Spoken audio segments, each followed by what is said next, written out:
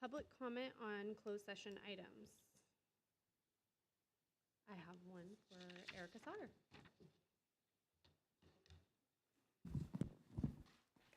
This is okay. That's making me a little uncomfortable. Good afternoon. My name is Erica Sauter, and I'm an elementary educator at the Jefferson TOSA. And for the past 7 years, I've been the JV volleyball coach at Cloverdale High School. I'm here this evening because I have submitted a letter of resignation to the district. And although I have been openly communicating with Superintendent McLean regarding this, I wanted to take a moment to address the board as well personally, as this was a difficult decision for me to arrive at. Cloverdale is not only the town I called home from age 5 to 18, it's been my second home as a place of employment for the last 7 years. And as you may well know, I was offered a position in another district. It's not something I was actively seeking. I love teaching. But when the opportunity, presented itself, it felt like the culmination of years of hard work over my 11-year career that led me here. I'm very well aware that a mid-year break in a contract is never an ideal situation, but such is life. Not every opportunity or occurrence can be planned to perfection. I've asked Superintendent McLean, and I ask you now to consider the uniqueness of my situation in my resignation. First and foremost, this is a growth opportunity as an educator. I'm not making a lateral move. Secondly, I've been in a really unique position at Jefferson School this year. I was offered and accepted the position of TOSA in August. And in accordance with our current CBA, I was unable to step into that position immediately as there was no teacher to take my place. Under the same part of our CBA, it also states that after 60 teacher workdays, I'd be placed into that role. And have also been unable to do that. That date has come and gone as of November 17th.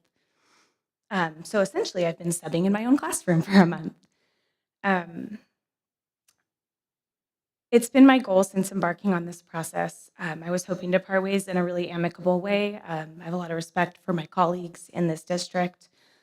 And with that in mind, as well as the support of my site administrator, I ask that you please consider and reconsider releasing me from my current contract. So thank you for your time and happy holidays.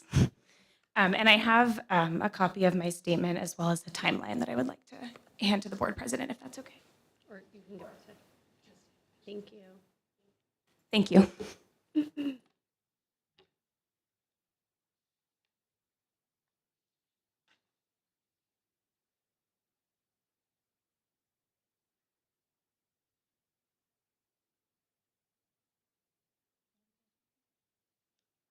Kathleen, any other? No.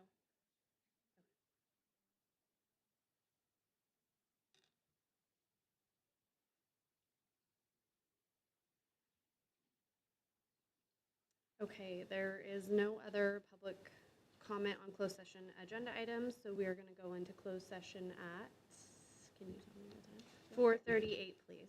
Thank you, Erica.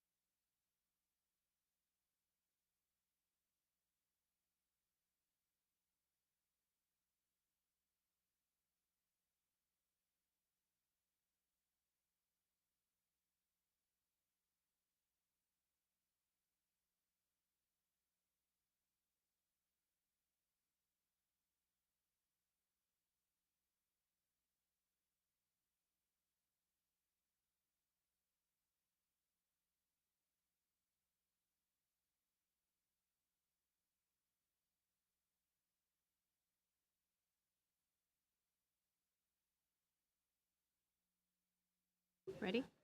Oh, go ahead. I thought you already went.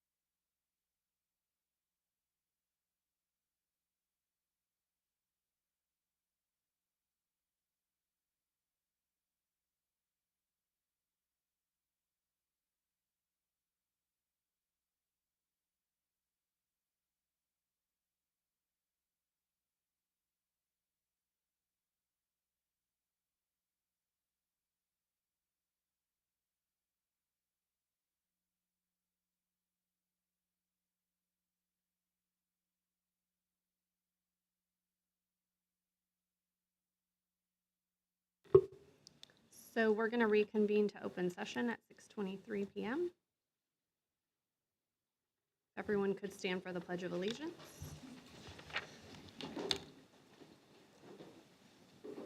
I pledge allegiance to the flag of the United States of America and to the republic for which it stands, one nation, under God, indivisible, with liberty and justice for all.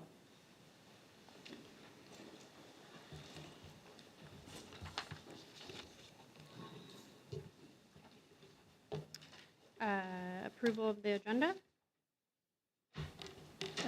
I will approve the agenda with the removal of the K1 consent calendar K1 for the board meeting minutes, and removing the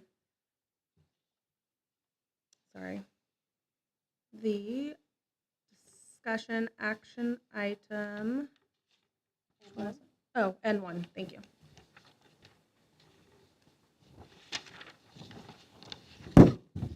There's a motion to approve the agenda with removal of consent calendar K1 and discussion action items N1. Is there a second?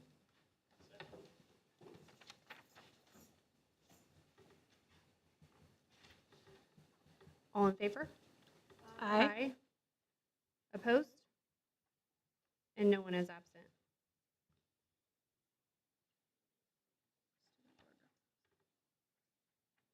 Our student board rep is not here. I think there's basketball. Student board rep isn't here because of basketball, possibly? Yes, correct. Public comment items not on the open session agenda. Do you want me to, I have a statement that I want to make. Sure. Yeah?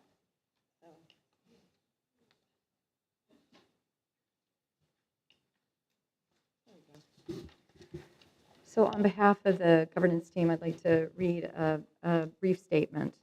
Before we begin tonight's meeting, we want to address for the record some misinformation that's circulating on social media. A student had made a threat of violence to the Washington School campus, and that was brought to our attention, and with swift action from school administration and the Cloverdale Police Department, we were able to investigate the situation and confirm it was not a credible threat. Because everyone on this governance team is keenly aware of comments and concerns currently being posted on social media, I want to offer assurances that the matter did not and does not present a threat to the campus.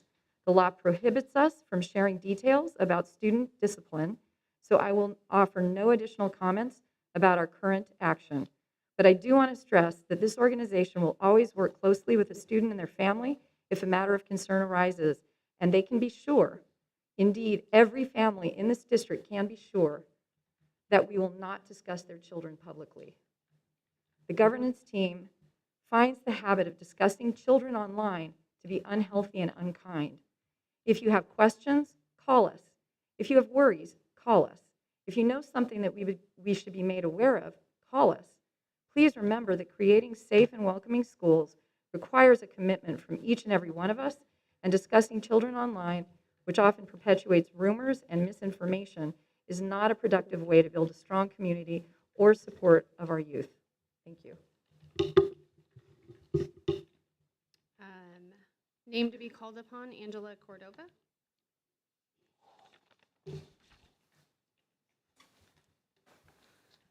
Hello there. I just wanted to say that I congratulate Jenny Candelaria Orr on her election. It's nice to have a new board member who's going to be joining. Brandon, it's really upsetting that you're not going to be here. You're very good at what you do and doing the budget, so it's a tremendous loss, in my opinion, for you to be gone. Betha, it's amazing that you resigned. That's probably the best thing that's happened to this community. But in all reality, it's not over. I have a lawsuit that I'm serving you, and I will personally see you in court.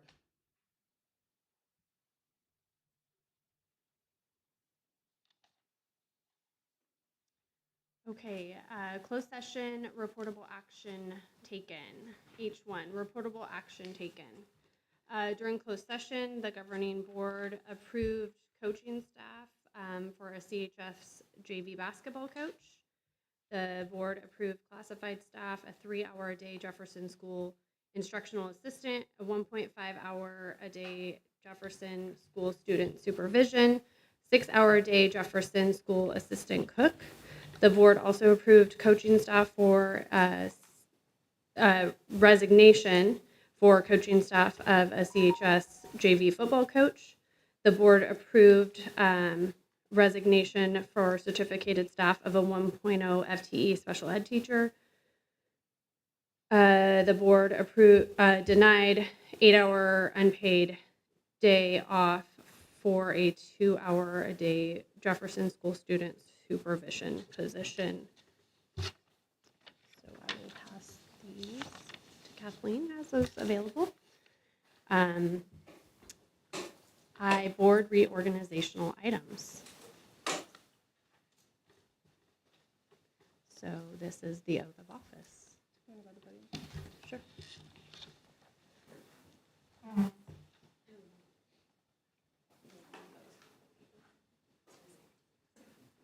Yep, we could do it together.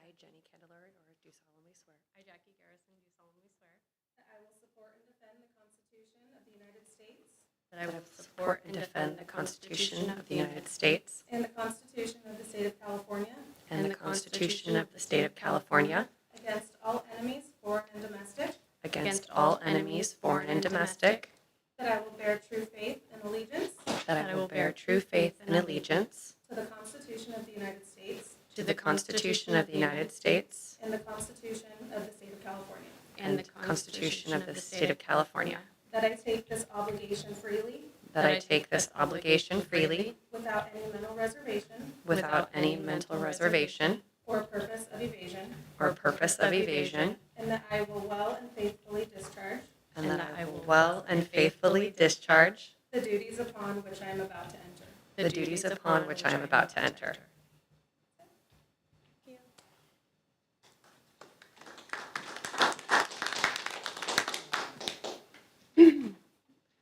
So with that, we will move on to recognition of outgoing trustee, and then we will do changing of seats. So I just wanted to acknowledge your time served on the board, Brandon. It's been, or Well, now I can call you Brandon because you're not a trustee anymore.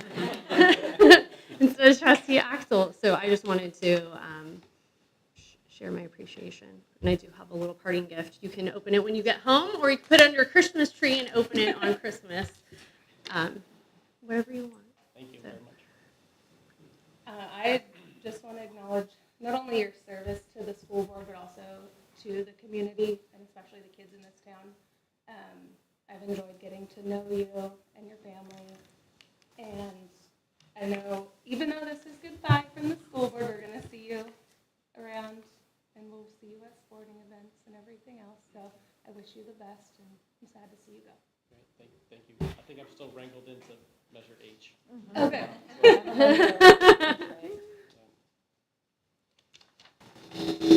We're all going around. Oh, Brandon, I'll go. You'll go? yeah, I'll take myself. if you'd like to. I have thoroughly enjoyed working with you on the board, and your integrity and character as your term has been something that I aspire to do. So, thank you for all of your service. Thank you very much for the nice words. Brandon, you've worked harder than most to get your position on this board, and you've always been professional in all of your decisions, unerring in your commitment to students, and it's really been a pleasure working with you, and I hope you continue to stay involved with our schools. Thank you. Thank you. I plan to. Thank you very much. We took this on around the same time. You started just a few months before I became superintendent. So really, we've worked pretty closely together the whole time. And like Gabby, I really want to thank you for your integrity and your strength. And you came in at such a challenging time that I would say that it's like dog years in trustee years, 7 for everyone you worked. And your work on Measure H, as well as just in general, our work on facilities, joining walkthroughs, joining conversations, giving input on things, sharing your expertise, and your unwavering support for kids. I know that, if kids ever needed anything, I could come to you and you would help me get it done. So that to me takes an enormous amount of heart. So I just want to thank you for making that part of what you bring to the board. And we'll be missed. Yeah. Oh, yeah. Well, please. So you can go home and watch us via live streaming now. Best of luck to this board. Thanks. I appreciate it very much, and thank you for being on the board.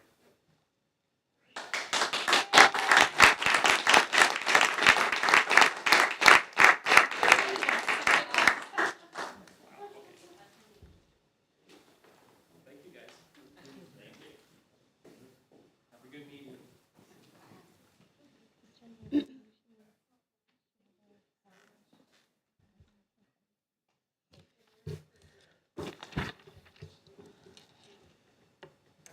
Okay, I3, consideration and possible action to select a school board president.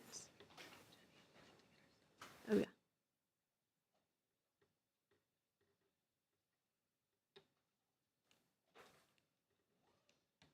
Just giving Jenny a minute to get ready. Sorry.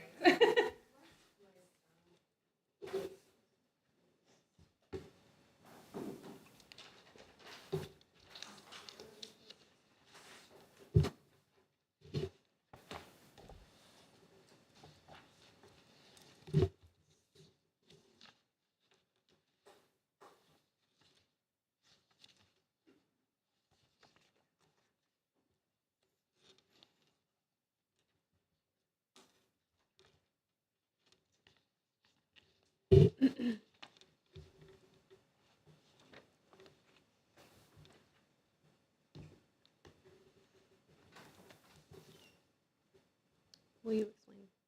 Even though I think we all know what this is. Okay. I'm sorry. Hold on. I'm going to turn to the cover sheet. Jenny, just so you know, these mics aren't that sensitive unless you bring them pretty close to your mouth. So you have to turn it on and then speak into it. Just, yeah. So.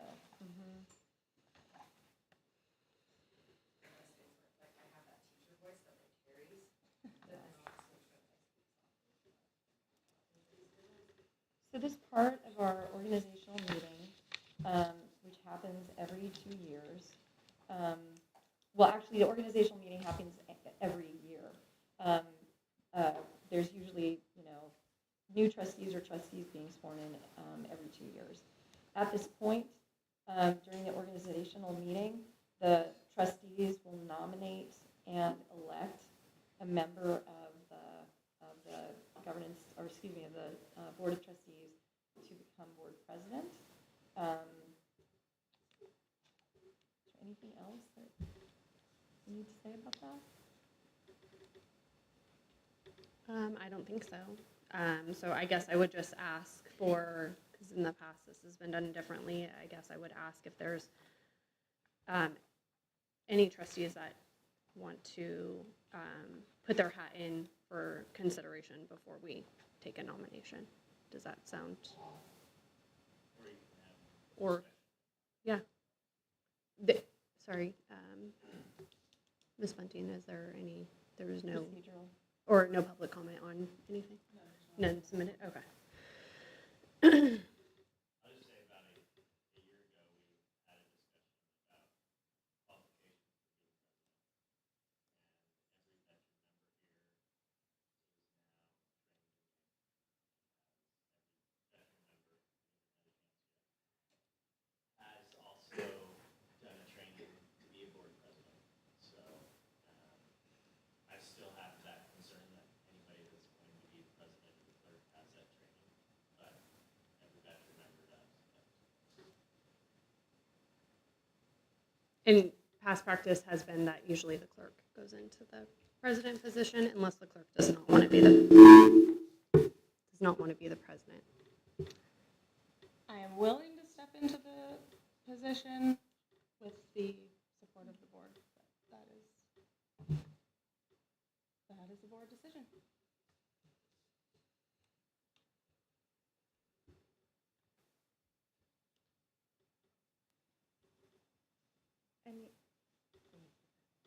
Oh, I was just going to ask for any other discussion. Sorry, I'm getting a lot of feedback, but I'm trying not to.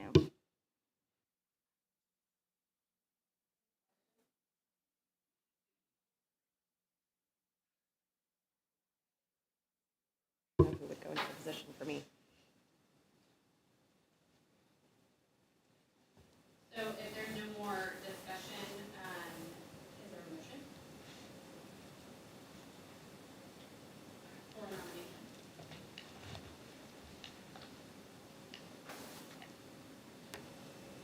I'll move for Ashley Lopez White to be board president. I will second.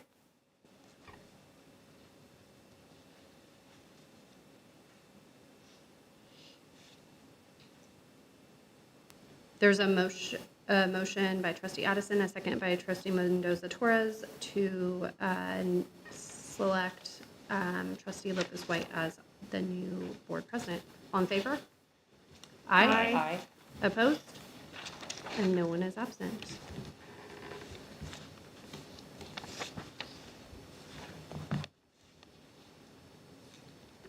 And before we move seats, if we could just move to I-4 for consideration and possible action to select a board clerk.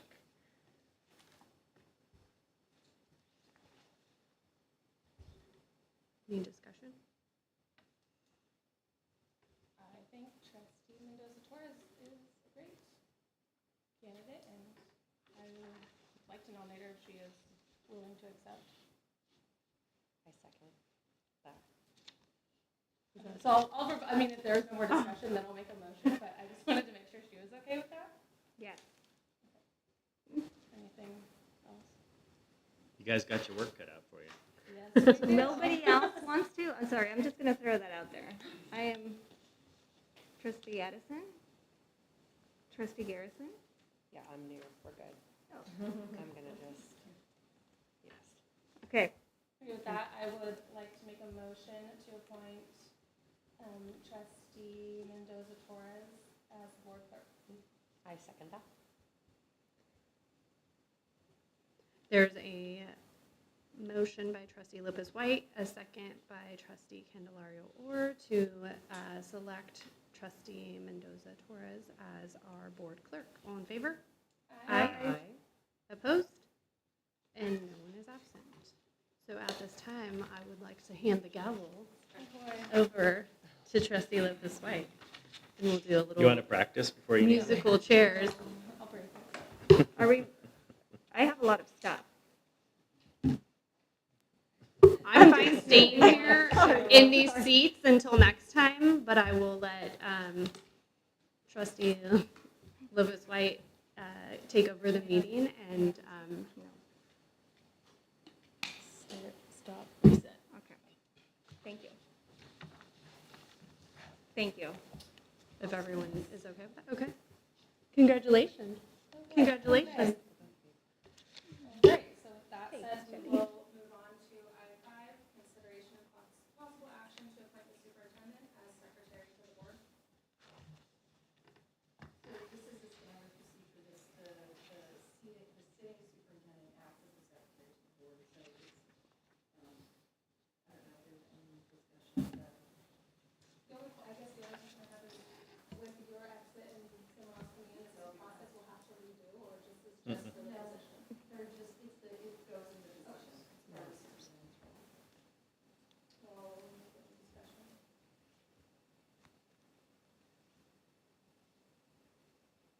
I'll move to approve the position of superintendent as secretary to the board.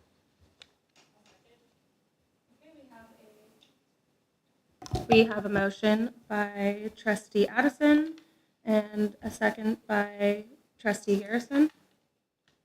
All in favor? Aye. Aye. Opposed? And no one is absent.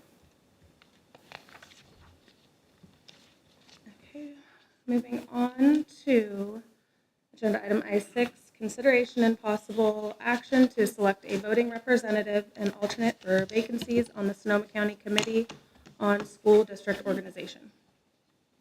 This is typically, the position has historically gone to the president and the clerk as an alternate. And historically, nothing ever happens. Right. Let's hope that stays that way.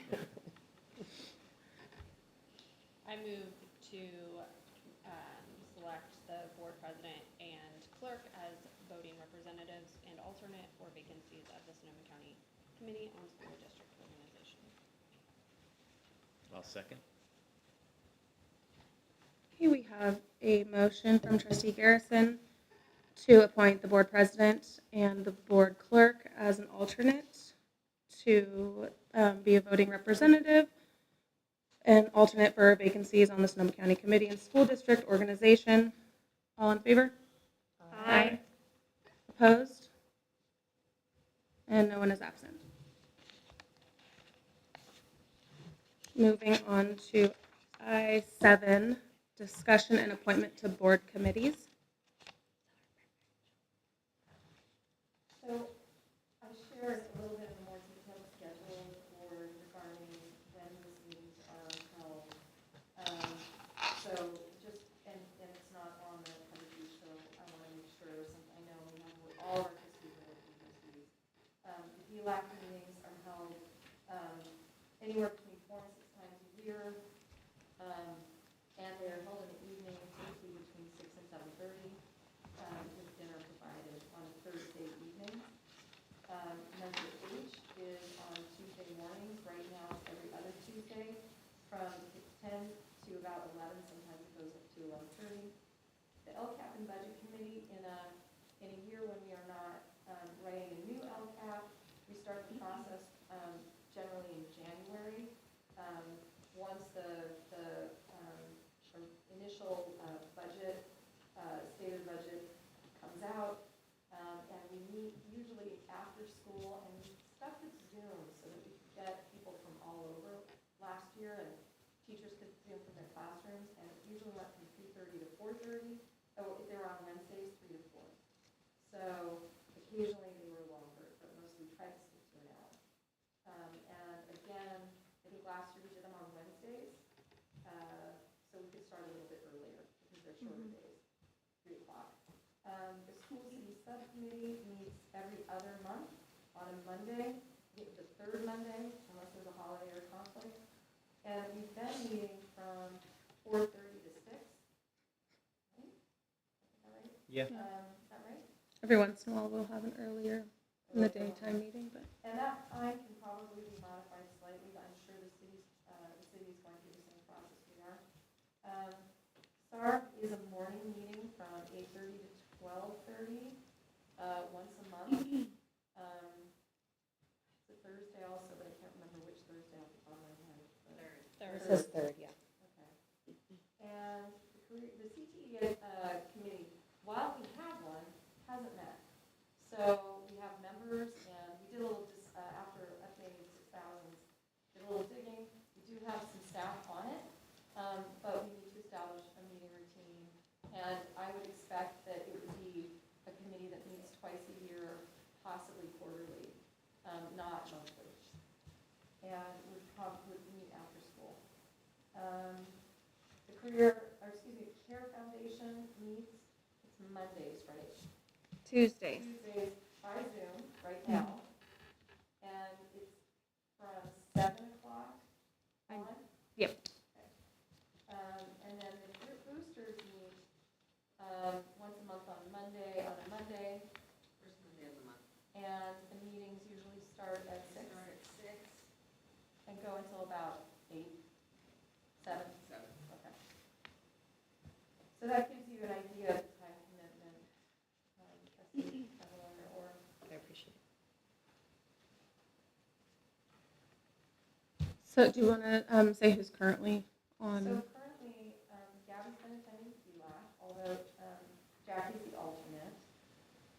Preston is on Measure H, Trustee Addison is on Measure H, and Trustee Axel is on Measure H.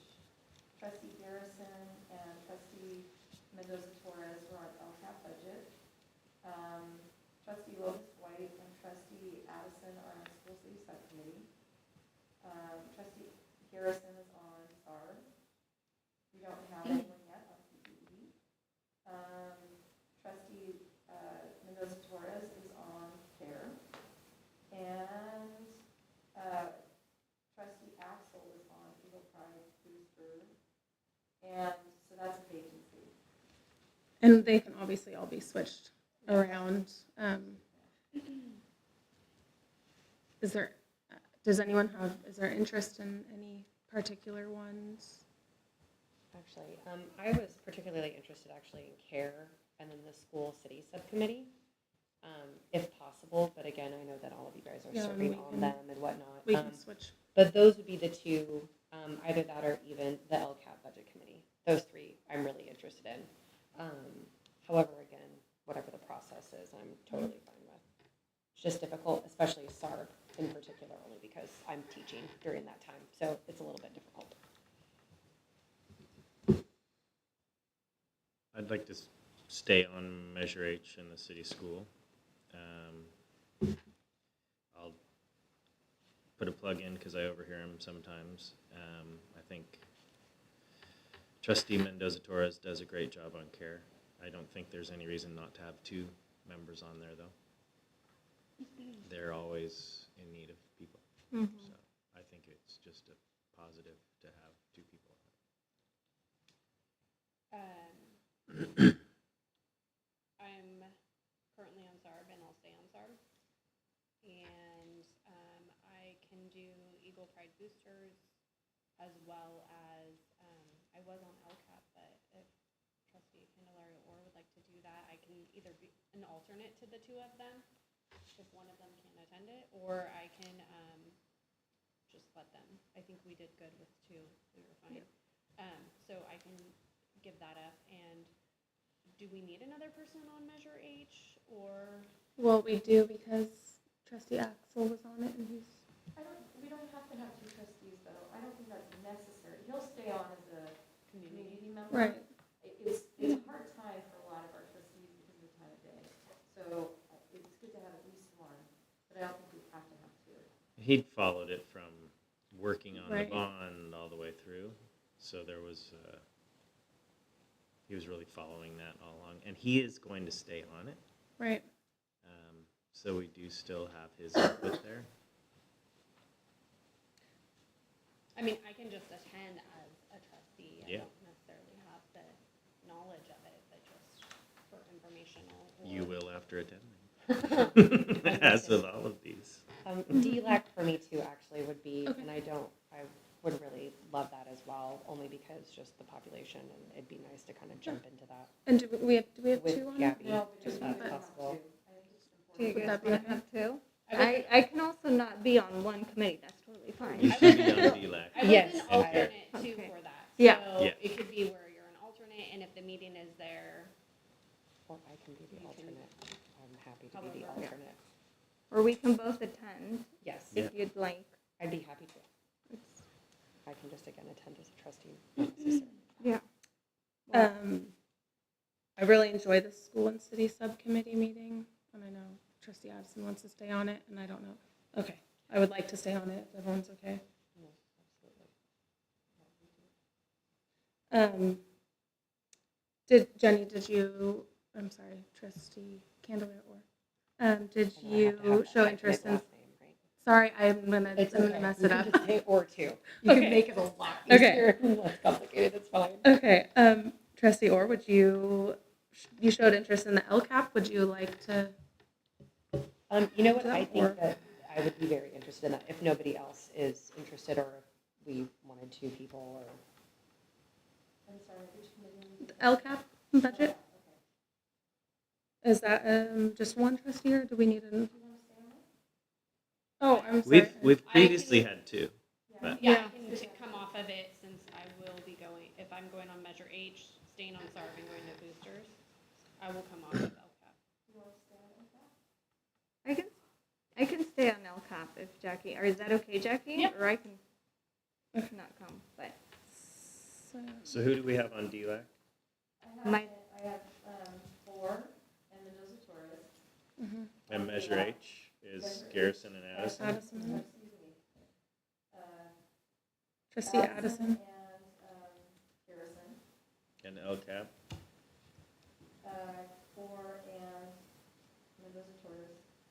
And City School is White and Addison. Yes. Now, SARB, I only have trustee Garrison on. Is that okay?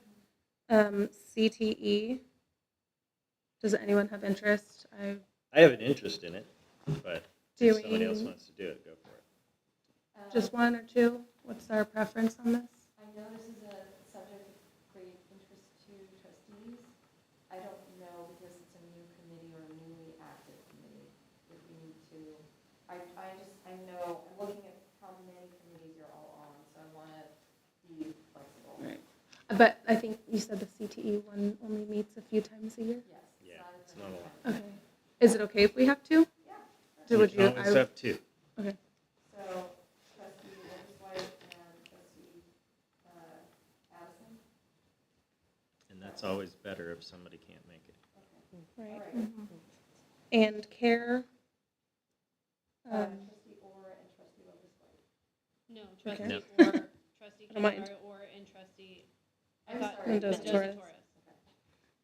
We have three trustees with 3, I know. I'm gonna look for some extra names this weekend for me.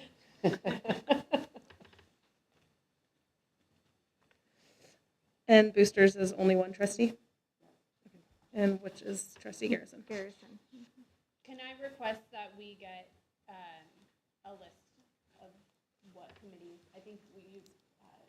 Bunting provided that for us last year as well. And do you want an alternate in case you can't make a meeting for boosters? Oh, yeah, which, It's Monday evenings. Or is that? we didn't designate any alternates yet Okay. for any of these, Well, most of them we have two. so, okay. So SARB and boosters would need an alternate. I can be an alternate for both. I don't, Do- SARB is from 8 to 9. As long as I know a little bit ahead of time, I can. And it's not always, Yeah. it might be only 2 that we have, so it might be Yeah. until 10, and then but I'm an alternate. And it's just an alternate if you can't make it. Okay, so Yeah, I'll be your alternate. trustee Mendoza Torres is going to be the alternate for both SARB and boosters. Yes.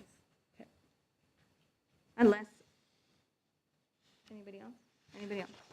I can do it because it's during the day. If you don't want so much on your plate, I can be the alternate for SARB because I'm right here in town. But if you want to keep Yeah. it, that's fine. May you?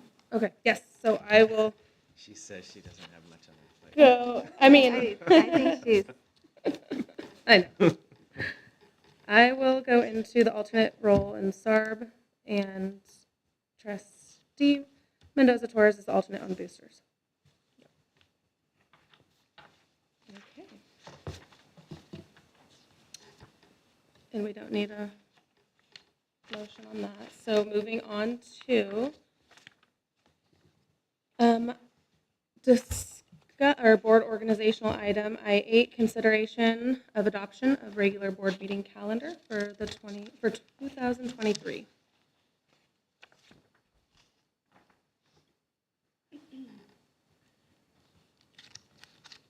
and then there was September, our meeting would be the 20th. I'm just, and then, Unless there was a reason for it to be the 13th. No. I think we were moving it because of the start of, no, that was 16. What was the, why were we moving it from the 13th to the 'Cause 20th? it should, Because- all of them are the It's 3rd. supposed to be. Oh, The right, third okay, so that was Wednesday? right. And sometimes we move June because of OPAC, we have to have some meetings. and then in August, I'm not sure when school starts, but that seems like the first week of school. I'm looking at the, Mhm. okay, Yeah, I Well, just made December is changes also based the on what second Kathleen week. said. okay, Yeah, and it was already December- changed. Oh, because that Sorry, on December I'm has to reading stay What was that the one change? because we have the Oh, it was 15th just September deadline. 20th instead of the 13th, Right. it's going to be the 20th of September. Everything else, it seems, stayed the same. And August Okay. 16th still works. August 16th does work. I was going to say, when will that discussion happen? I personally think it's likely to land in that week, start of school year.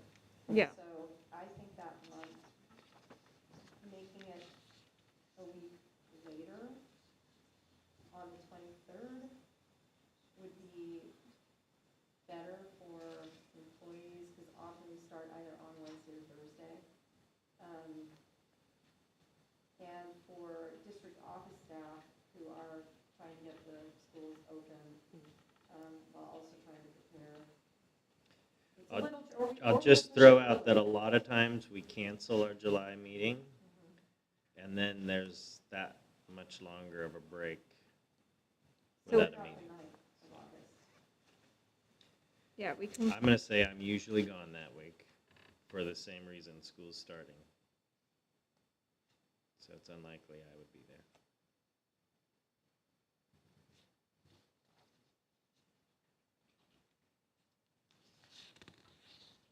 Well, we can still have a meeting if one Yeah. trustee isn't here. So we can keep it the 16th, move it to the 9th, or move it to the 23rd.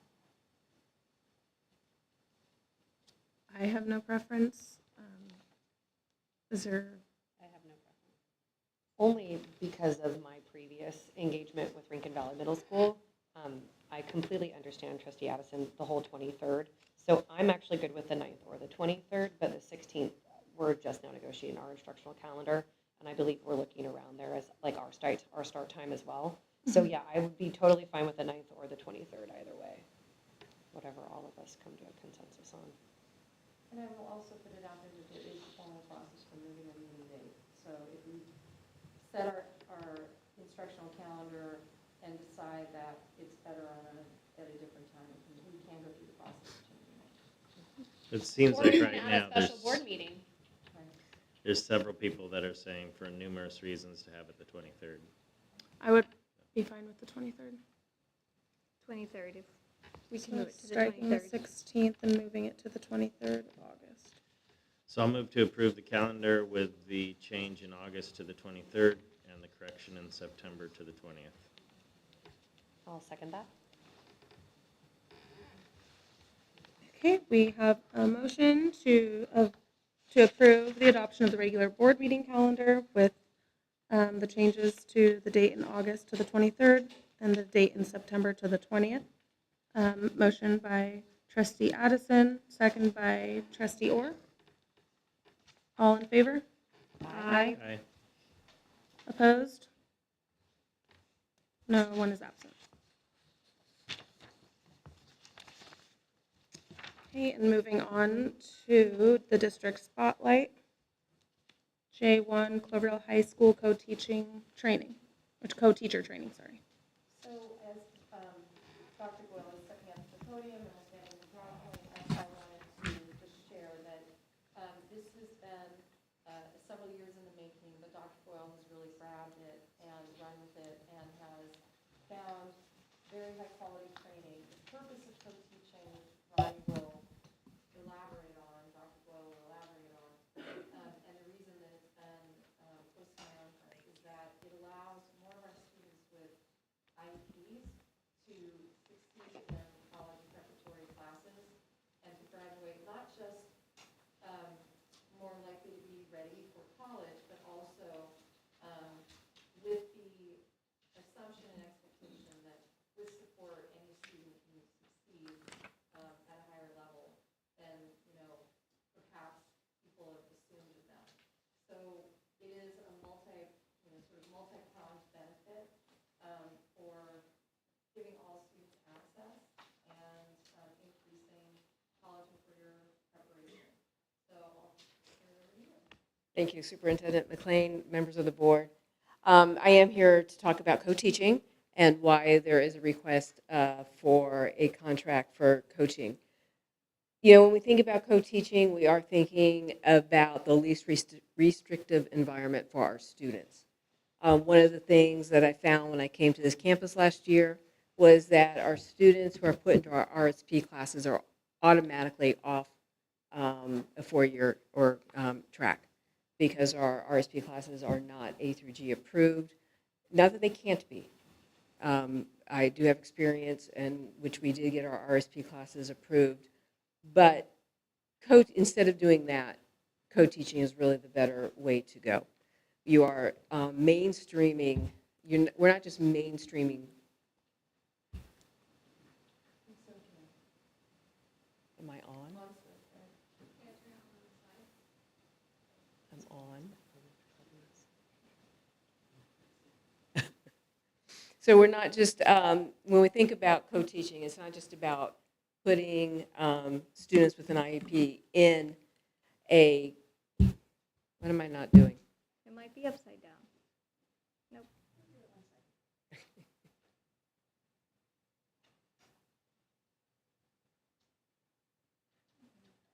Okay, there we go.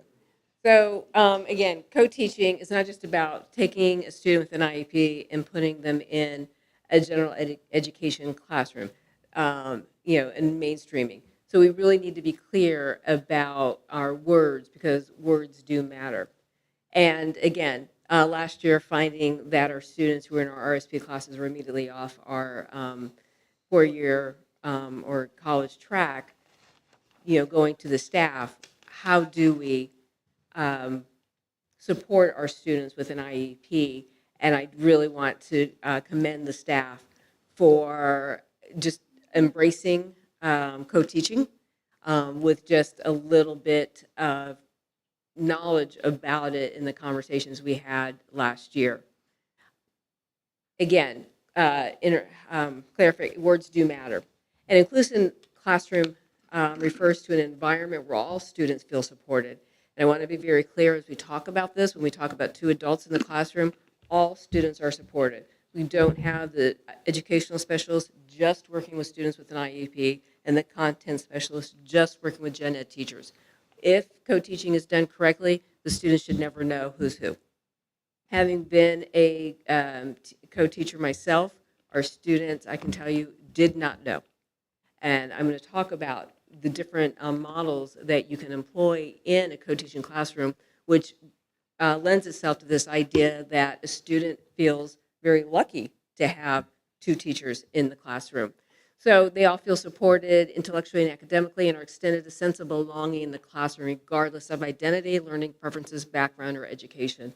One of the things that we have found in research is that students who are in RSP, SDC classes, they do not feel necessarily a sense of belonging in the entire school. That their learning may not be as extended to the highest level without having that, let's say, math content specialist helping them with those, difficult concepts. Because as we know, we're not all math teachers, we're not all English teachers, but our educational specialists definitely have a very key role and and skills sets that we don't have. So mainstreaming is not the same as inclusion, and to be clear, collaboration is not the same as co-teaching, and that is why the need for training. Our teachers are phenomenal collaborators. We see that every Wednesday. I can tell you that from the WASC process, but collaboration and co-teaching are different. Collaboration is a style of interaction, which two or more professionals work towards a common goal. You can see that every Wednesday. They're talking about common assessments. What do we want our students to know? How do we want them to know it? Whereas co-teaching, you have two teachers who are really thinking about co-planning. What does this lesson look like with a special, with a student with an IEP in mind? The 9 times out of 10, good teaching is good teaching. And when you add the educational specialist in the mix, gen ed students are going to benefit from what the educational specialist has to say. They co-instruct. We're going to go through some models in a minute, and they co-assess. And so a group of students in the diverse needs in the same general education classroom, and they're learning from each other as well. Co-teaching does involve 2 or more certified individuals. They definitely have a contract among themselves, which again is why that need for some training, because they share instructional responsibility for a single group of students in a classroom, and they have to develop those specific content objectives and learning. So what are the benefits of co-teaching for our students? First of all, to be very clear, students of all academic levels benefit from the alternative assignments and greater teacher attention and small group activities that co-teaching makes possible. Co-teaching allows for more intense and individualized instruction in the general education setting, increasing access to the general education curriculum while decreasing stigma for students with special needs. Students have an opportunity to increase their understanding with respect to students with special needs. Students with special needs have a greater opportunity for continuity of instruction as the teachers benefit from the professional support and exchange of teaching practices as they work collaboratively. The benefits for co-teaching for teachers is there is definitely an increased professional satisfaction, professional growth, and opportunities for collaboration. I'm just going to tell you from my personal experience. I taught U.S. history. I remember the co-teacher coming in and looking at one of my tests, and she was like, okay, the font is not really great for special ed students. You have students with dyslexia, those kinds of things. And, just changing some of the things and how I created the test immediately saw students have greater achievement. We could say that every student could have an IEP. I had one student, I can remember her name clearly. She could raise her hand. She could tell me everything we needed to know about U.S. history. She'd take a test, and I'm like, I know you know this. She needed the test read to her. So we finally got to the point where it was like, who wants the test read to them? And half the students would go whether they had an IEP or not. And so you really, really are providing for the needs of all students. New teaching approaches. I did not like the Industrial Revolution, and my co-teacher did.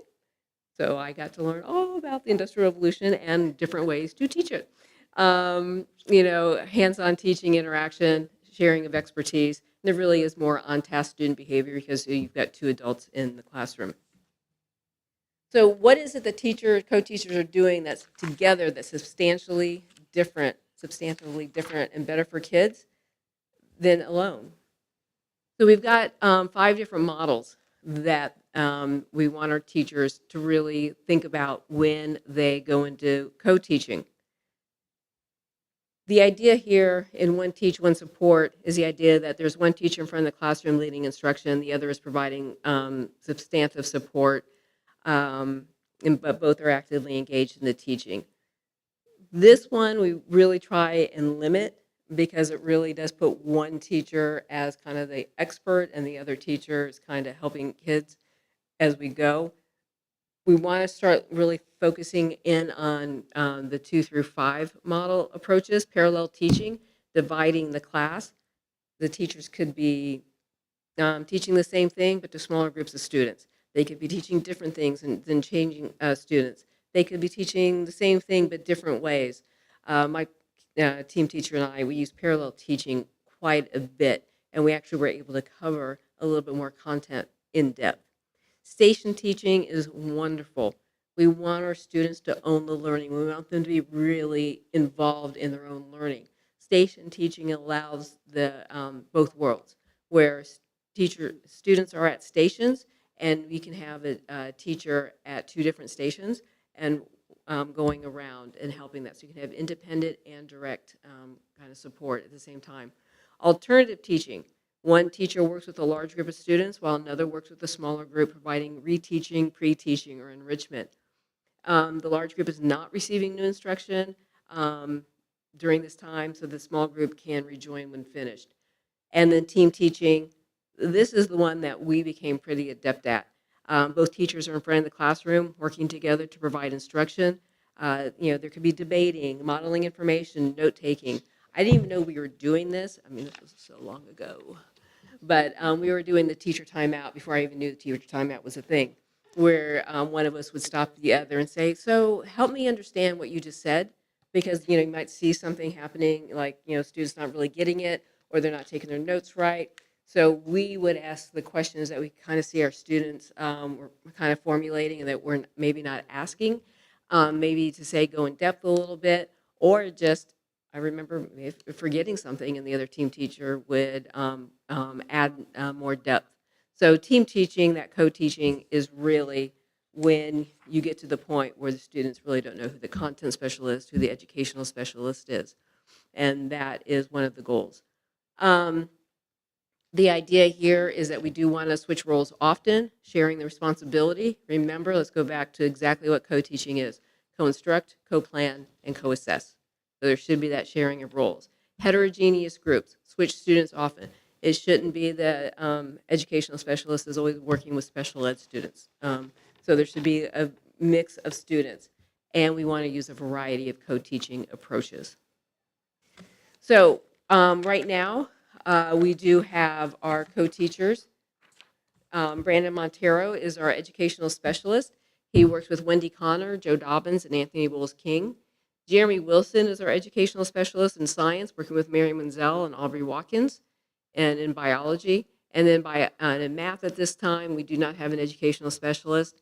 We are in the process of interviewing and have offered a position. And that person will be working with Renee Duvander, Ken Dunit, and Robin Wilkerson. The reason training is so important is because it takes time to build a co-teaching co-team. You have to think of co-teaching as a marriage. And again, I want to reiterate the trust that the staff put into the co-teaching model and did not do any dating. They got married, no dating. So we need some training here. Because it's about clear communication, transparency. We have to build trust, consistency, parity, and shared voice, the sharing of expertise. What we need to sit down and talk about is responsibilities. What is my expectation around grading? What is your expectation around grading? How do you look at assessment? How do I look at assessment? Those kinds of things. We need to identify each other's strengths. So the idea for the training is to learn more about the co-teaching model and the models I just discussed, to have a coach help the teams work out some of these issues. How do we grade? Those kinds of things. To talk about UDL, Universal Design of Learning, and then to have this person come to the school site and work directly with our co-teaching teams. Because our teams are so big, I mean, basically, as you know, it's about half our staff. We need probably 2 days with each team. And so that is the request put in front of the board. But I want to say that we're already seeing results, and our teachers, team teachers, are already working together and doing things like parallel teaching, and trying to really share that responsibility. So with that, I turn it back over to the board, and thank you for your time.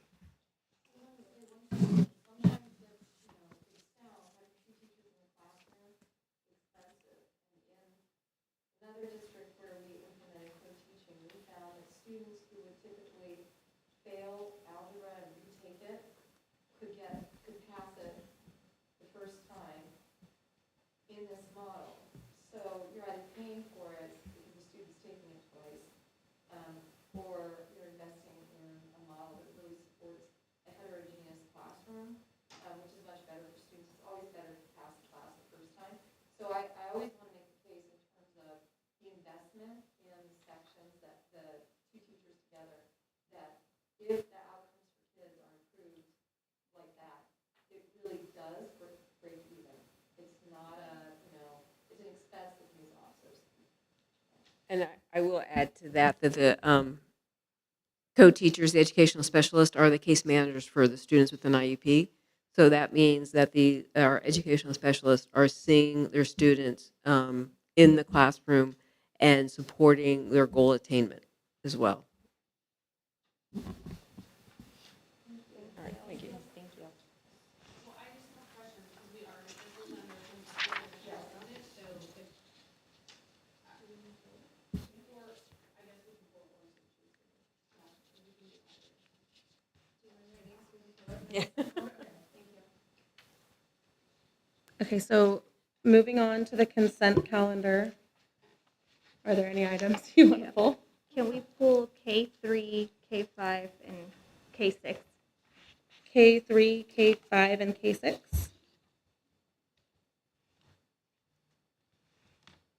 Any others? I would like to pull K8.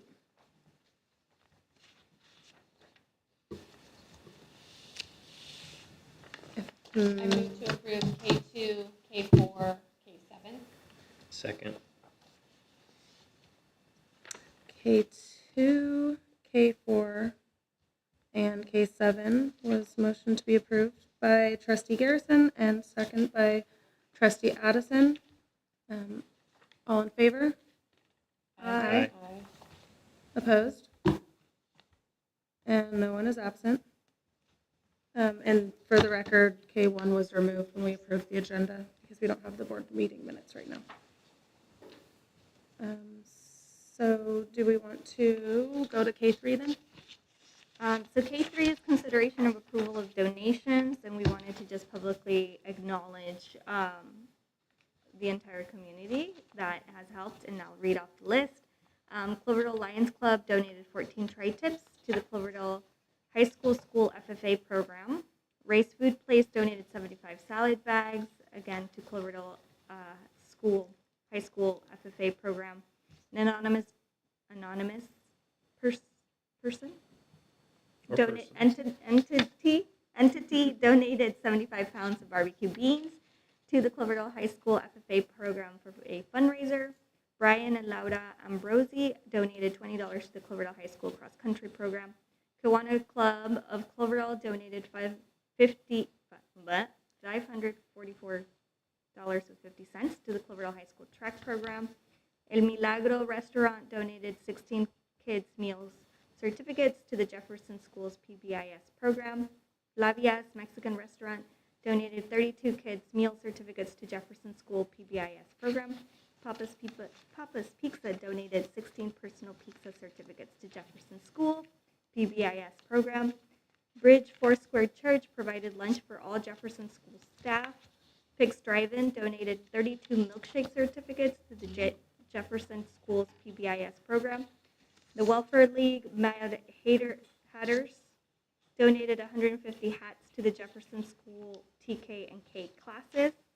Rockene Cafe donated 40 drink certificates to Jefferson Schools PBIS program. Amy's Wicked Slush donated $55 certificates to the Jefferson Schools PBIS program. Parkside Christian Chapel provided lunch for the Jefferson School staff on 2 occasions. Living Water Church provided lunch for the Jefferson School staff. And Moe's Eagle's Nest donated 16 kids meal certificates to the Jefferson School PBIS program. Thank you. With that, thank you. And can we just motion on these separately Yes. if we don't mind? And with that, I'll move to approve the donations. I'll second. Okay, so we have trustee Mendoza Torres approved K3 acceptance of donations. Trustee Garrison second the motion. All in favor? Aye. Opposed? Aye, sorry. Aye. Opposed? And no one is absent.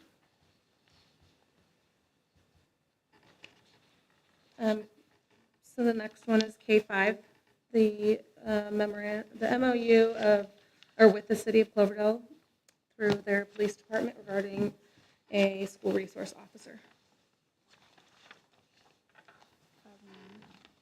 Yeah, so I just wanted to make a comment about SROs on campus and recognizing that looking at Cloverdale Unified School District, seeing if that's the direction in which we're trying to take our students and utilizing an SRO. I know we're trying to move into a practice of restorative practices that is a different feeling, and I think our money could be spent more wisely developing that process and including more people on our campus to make it a safer school site from within. I also understand that I walk on this earth as a very, very different person than everybody sitting on this board with me, so I have a different interaction with police officer or law enforcement that is not like anybody else's here. However, I recognize that, and I want us to think about what we are doing and what we can do in a larger scheme of things and thinking outside of the box and how to move forward. That is the end of my comment. Do we have any other I will just say in our school and city subcommittee, we put a lot of effort and a lot of collaboration on what this is going to look like with the police department and the school. And I think Superintendent McLean might be able to dive more in on the details of the idea of what the SRO would do as well. It wouldn't just be a police officer on campus walking around. I would hope that they could collaborate with doing the PBIS. And that is the idea. And I would just state, it's something that I heard loudly from the community, that they wanted an SRO officer.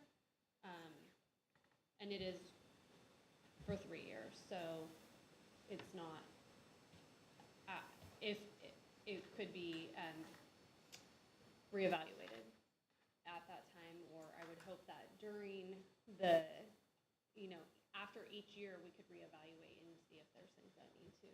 I don't know if that's possible, but. Yeah, this has been trying to get back in place for 5 years at the overwhelming request of faculty, staff, and administration in our district, as well as our community. So this is I think there's an overwhelming majority of our community that wants this in place. So I want to give a little context to it that I think will help in the process.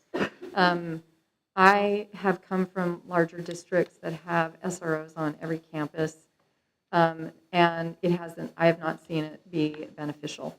I have seen it be sort of reinforce punitive responses to students. But, and I came to Cloverdale, I remember one of the very first things I did was I attended a city school subcommittee meeting. And this was a topic of discussion. It was already a topic of discussion. So, and I was just getting to know the community. And it was the year after George Floyd was murdered. And my immediate response was, oh my gosh, I'm not sure how I feel about this. But what I have learned in the process is that I can't generalize about the ways that schools utilize SROs. And what I see with our police department, our police chief, and the officer who is likely to take this on is not a punitive approach. So this is why we wrote into the MOU. So the board voted on the dollars last year. Those were already voted on. But this is to sort of formalize the relationship and the way we work together. And I worked pretty closely with Trustee Lopez White, City Council Member Paula, the police chief, and our attorney to make sure that this gave us the flexibility to adapt the program. So at the end of each year, we put a clause in that we would meet and review. Our funding cycle is different from the city's funding cycle. I also couldn't offer them more than 3 years because of the way in which we do our multi-year. But we do usually in the summer or June have an idea of whether or not we can afford on a 3-year basis and can establish whether or not it could be, evergreen, so to speak. But every year there will be a revisitation of it and a decision made about if the program needs to change. We wanted that written into the agreement. I would, of course, police chiefs can change, officers can change, and that's where I think our role in making sure it fits our needs. But I think our goal is to use a community policing model where the officer is a parent in our schools, knows the kids, has relationships where he or she can act as a coach, a mentor, can engage in conversations. They cannot administer discipline. The school administration legally can only do that, but the officer does retain their powers as an officer. And there are limits to what an officer can do to a student without the parent present. So the real goal is to create a sense of support, a sense of partnership with the police department that's visible, the flexibility to go from campus to campus when perhaps we're dealing with a more significant discipline issue, to support the staff there, like let's say a drug issue, or a fight where students are being interviewed, but not to use that officer in lieu of all of our restorative approaches and PBIS approaches. So the officer has to be part of that. So I think what I've learned in the past 2.5 years is that an SRO in Cloverdale doesn't look like an SRO in SFUSD, which is what, or even in Santa Rosa City Schools. And that I think is, on the scale of our district, we are able to design it in order to fit the needs. At the same time, I think that I want to acknowledge and really respect that people of color have been disproportionately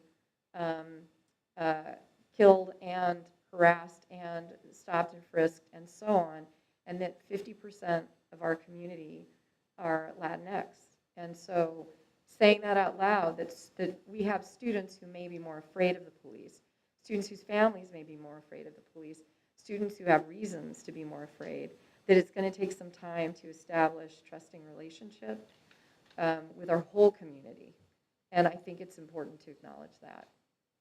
And I do just want to add as well, it was made a big priority with all of our members in the city school subcommittee meeting that we wanted to stay in touch with each other in the committee meeting to continue to talk about it. So if a problem arises, it's not going unheard, that we can address it if anything were to come up. And I think that's also can be, when we come here and report on what we're doing in our subcommittee meetings, if things come up in other committees, it would be important to tell us here, so then the subcommittee can bring it back also. But it was prioritized to keep it fresh and communicate often about the success or what's going on. Well, and can This is quite the item to have on my first agenda, to be quite honest. And there is kind of, I am, to be as upfront as possible, kind of conflicted. Because again, working as Beth was talking about at a much larger school, we have almost 900 kids at our school. I've seen the ineffectiveness, unfortunately, and the missed opportunities to build those relationships with SROs. And I've interacted with quite a few, and then we decided to get rid of them, especially due to COVID. I will say, though, on this side of the MOU, the time that I've been able to at least read it, I like the language of it. And I think then part of me feels that Cloverdale really can kind of be that example, and we can mold this into what we want with those trusting relationships and building that with all of the student body. But then at the same time, I like the fact that it's built in, that we can revisit it. It's very transparent. It's very fluid in the sense of if it's clearly not working, like I feel like this language then gives us an opportunity to come back and go, okay, we need to figure out, is this really what we want? And then we can change MOU language or whatever it is that we can go about, doing from that point on. Because I liked like the DARE program and all of the other programs that were outlined in this, because I think that's one thing, especially just speaking from my occupational, my job, like it's what's missing. Like there is something on campus for me that I have found that is missing. And again, just going back to the language, I think that this was definitely well written and offers us kind of different avenues to go about whether it be making it better or kind of, figuring out what could be a better model for us. And I appreciate that it calls out that it's not just at the high school, but it's at all sites, CHS, Washington, Jefferson, and JEH. So while they might primarily be at the high school, they are able to go to the other sites and participate in whatever that may be. And what the SRO does at every site is what we talked about would look very different too. Different approaches to the engagement. Or how they can be utilized at every site. Is there any more discussion? Can I get a motion for K5? I'll move to approve the memorandum of understanding with the City of Cloverdale through their police department regarding a school resource officer. I'll second. Okay, Trustee Addison, motion to approve the memorandum of understanding with the City of Cloverdale through their police department regarding a school resource officer, and Trustee Garrison second that motion. All in favor? Aye. Aye. Opposed? Nay. And no one is absent. The next item on the consent calendar that was pulled was K5, approval of To Teach quote for co-teaching professional development. K6. Oh, sorry, K6, thank you. I was like,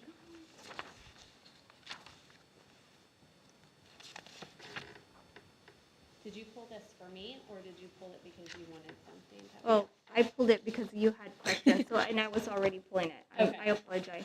No, that's fine. Or- So can I ask, whenever you guys, just about like procedural stuff, whenever it comes to pulling items, is it because you guys have questions and therefore discussion? Okay, I just wanted to make sure. Thank Yes. you. Otherwise, if there's no questions, the consent calendar, it's ideally that we just bundle it all into one to approve it and Okay. move on. Perfect, thank you. I would throw out, though, that we're not even to reports. Yep. And we have less than 2 hours for our meeting. It is ritual for a new trustees meeting I to know. be here until midnight. Oh, I figured, I was like, if I'm at 10 PM, that's awesome. So I So expect we it. have, but this, we pulled other items, Right. like SIP. Yeah, we did I was pull gonna things say, out of the SIPs are agenda. gone, so. Oh, I know, this wasn't this particular item. I'm just noting. So with that, what questions do we have for? You can go first. Maybe you'll ask my same question. No, I just pulled it because you had Oh, you questions. just pulled it for Yes. me? Sorry. So I guess my question for Dr. Goyle would be,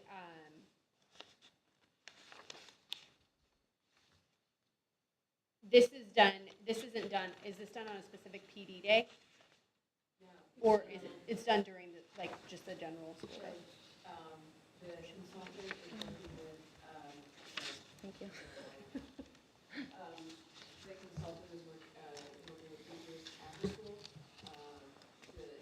The co-teaching, and then the coaching is happening, it's in the moment coaching.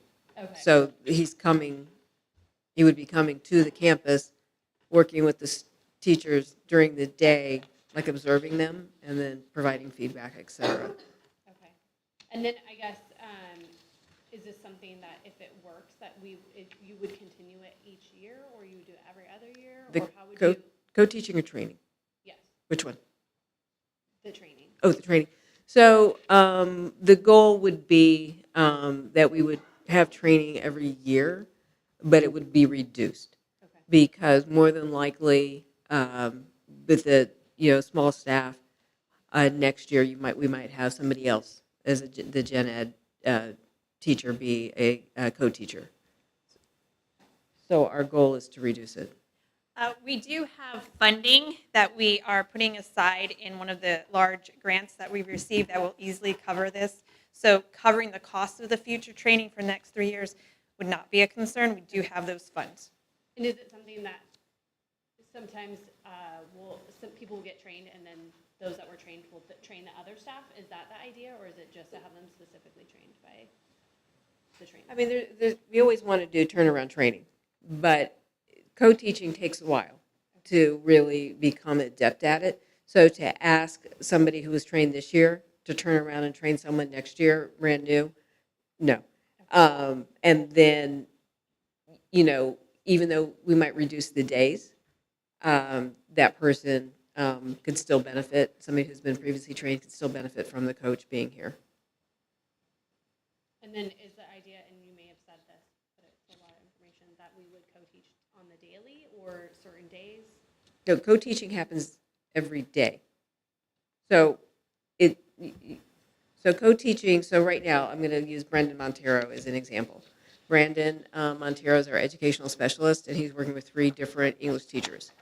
So he's with Wendy Connor for, I think, 1 period, Joe Dobbins for a period, and Anthony Bowles-King for a period. Okay. So based That's where on, I was confused. I was thinking, like, how is One one paragraph with in 3. every Yeah, single class? yeah. So it's Certain just certain. sections. it's Okay. certain sections. Okay.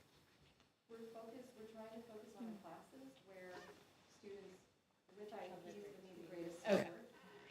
And I should have said that not every student with an IEP needs support in English, let's say, right? So we have an educational specialist in the English classes where the students who have like English goals are in those classes. Okay. Same thing with the math and science. So we've tried to group students, but I also want to be clear, our goal is best practices. You would never have more than I shouldn't say never, you never use never, but our goal is to not have more than a third of the students who are in a classroom a student with an IEP, even though there's a co-teacher.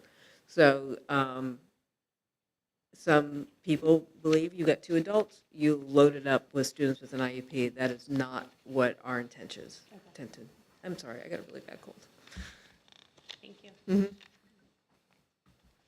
there any more discussion or questions? I'm excited. I know, me Yeah. too. Sorry.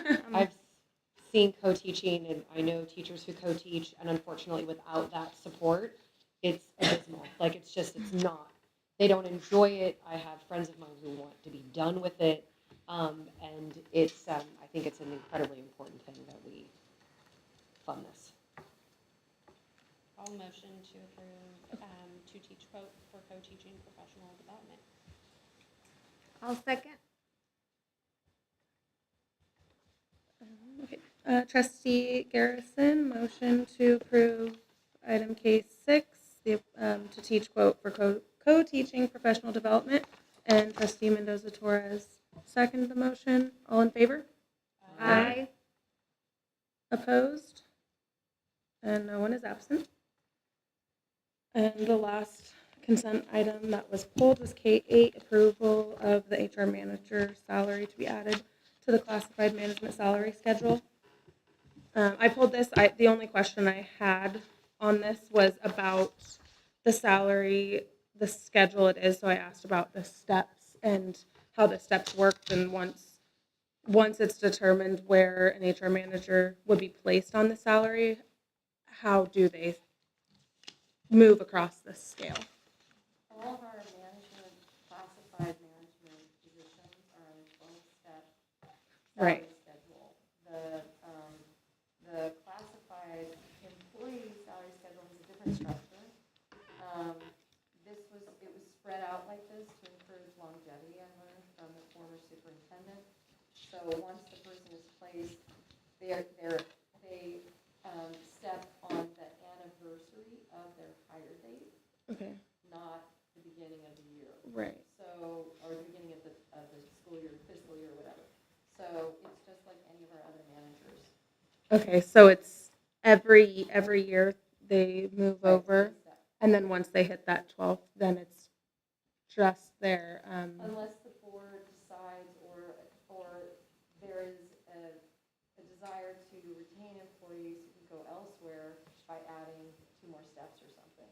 That does happen, that's not uncommon, or adding longevity steps to this, where it's like 12 and then it skips to 15, 20, to try to encourage retention. But yeah, after 12, it stays stable, flat, unless a raise is negotiated Okay. for the, for all management. Can I ask, hopefully, what does not sound like a moronic question here, but I didn't see the November 16th meeting. The purpose for the HR management position, is it just obviously being able to delegate because that obviously is very much needed, or I'm just kind of curious. HR is an extremely technical part of the work we do. And what is actually happening in the business office because of millions and millions of dollars of COVID money that we've gotten, and the really complex and challenging nature of hiring and staffing, as well as leaves in the past 3 years, our business office, our district office, is drowning in the minutia, the paperwork, the reports we have to file. So the person who is the HR technician is partially our accounts payable clerk. Her job is split, and it's not sustainable. We have multiple people in the district office with these bits and pieces, and they can't get to all the parts of their job. So we finally realized, hey, if we have $9 million or whatever it is in additional funding, that there's an impact, whether it's purchasing, planning, or staffing. And we've just been absorbing and absorbing and absorbing it. And in observing how our staff are managing their work, the amount of stress that people are experiencing, and that we needed to separate the HR position from the business office position. It needs to be its own position. In doing that, it's a really technical and confidential role, and it has gotten more complex. I just did a workshop on leaves this weekend. It's constantly getting more complicated. So with that, the person, we wanted a management level person because we want the higher level aspects of hiring and staffing and managing HR issues to be something that person can be a part of, and not just the technical. Thank you. If there is no more discussion, could I get a motion? I'll move to approve HR manager salary to be added to the classified management salary schedule.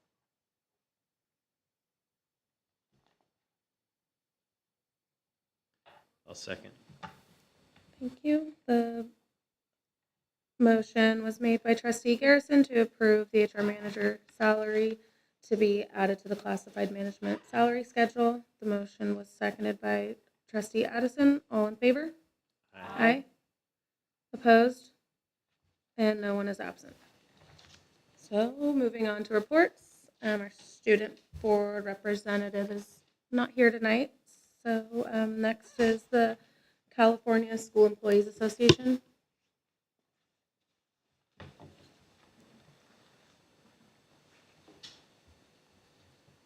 Good evening. My name is Carlos Jimenez. I'm the president for the California School Employees Association, chapter or local chapter 170. First of all, we would like to extend, sorry. First of all, we would like to thank or wish Superintendent McLean the best of luck in her future endeavors. And with that, we would like looking forward to working with the school board on filling the superintendent position. And that's it. Thank you. you. Next, we have the Teachers Association of Cloverdale.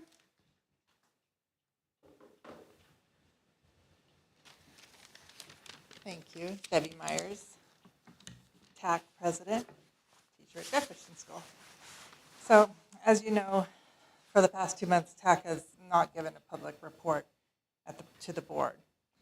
We've been working really hard to encourage change in our rapport with the district and to work in a collaborative way. We were feeling like we did not want to share the extensive list of issues that keep coming up publicly. We have reached out to some board members and met with Trustee Addison and Garrison, and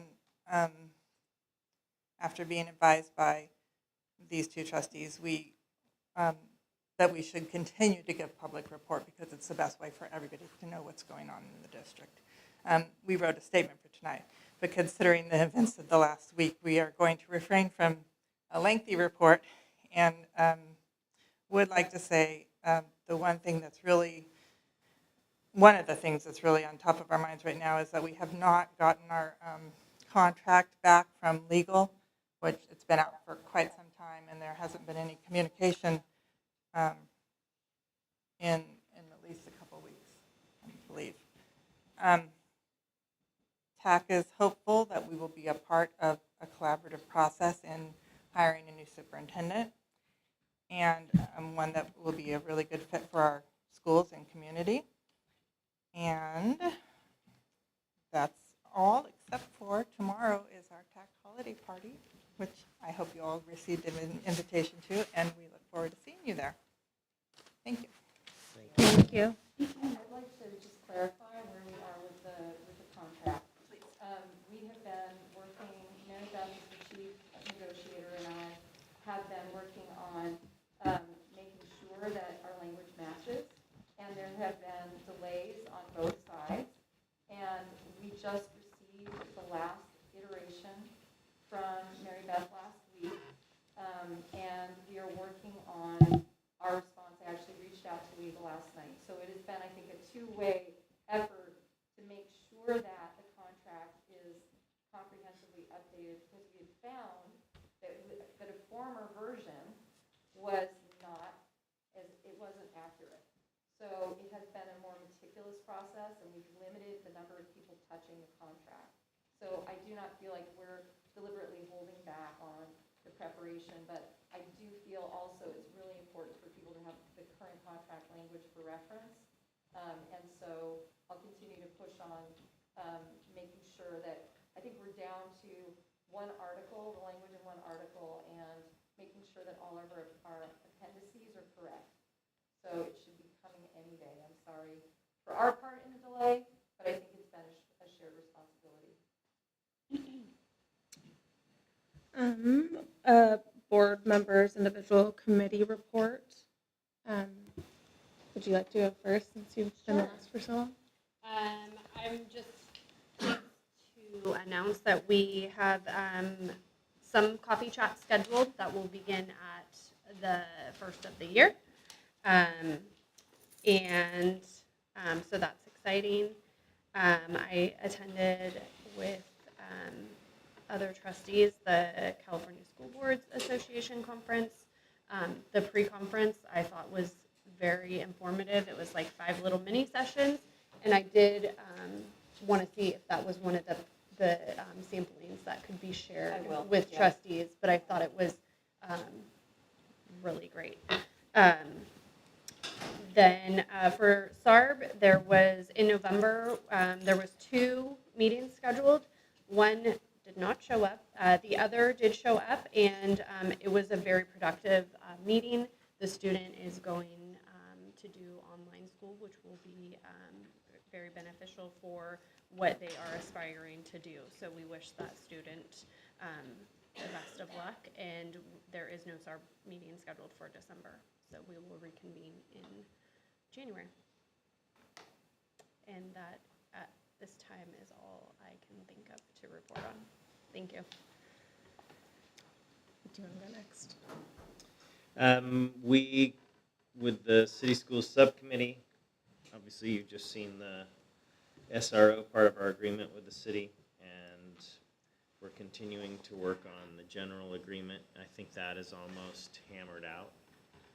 Still looking for more areas where we can collaborate together in that. And then with Measure H, we're getting very close to the end of our funds and timeline, but we're looking, as you know, in bringing master plan back, facilities master plan update. So we already have a master plan, and we're just looking at that and bringing that back in light of mostly the TK requirement. It looks like we're going to have 8 classrooms of TK by the time it's fully rolled out in a year and a half or so. And that's a big cohort to try and house on campus, and we have to figure out how we're going to do that. That's all I've got. Thank you. And Trustee Orr, I know you don't have a subcommittee yet, but is there anything you'd like to report? No. Okay. Go ahead. Okay. Good afternoon, everyone, or good evening. I also attended the California School Board Association conference in San Diego, along with some of my board members. I attended the President's Workshop, along with a workshop on ethnic studies, social emotional learning, social emotional learning. The general session was by Brandon Fleming, and it was one thing that he stated was stories change minds, and so let's hear your stories and let's allow ourselves to hear our students' stories and hear from each other. I also, upon my return, I went to the Winter Festival that happened as part of CARE. We sold cupcakes and cookies and fundraised, and it was a good evening to see our PTA and our Little League, and it was nice to see everybody there.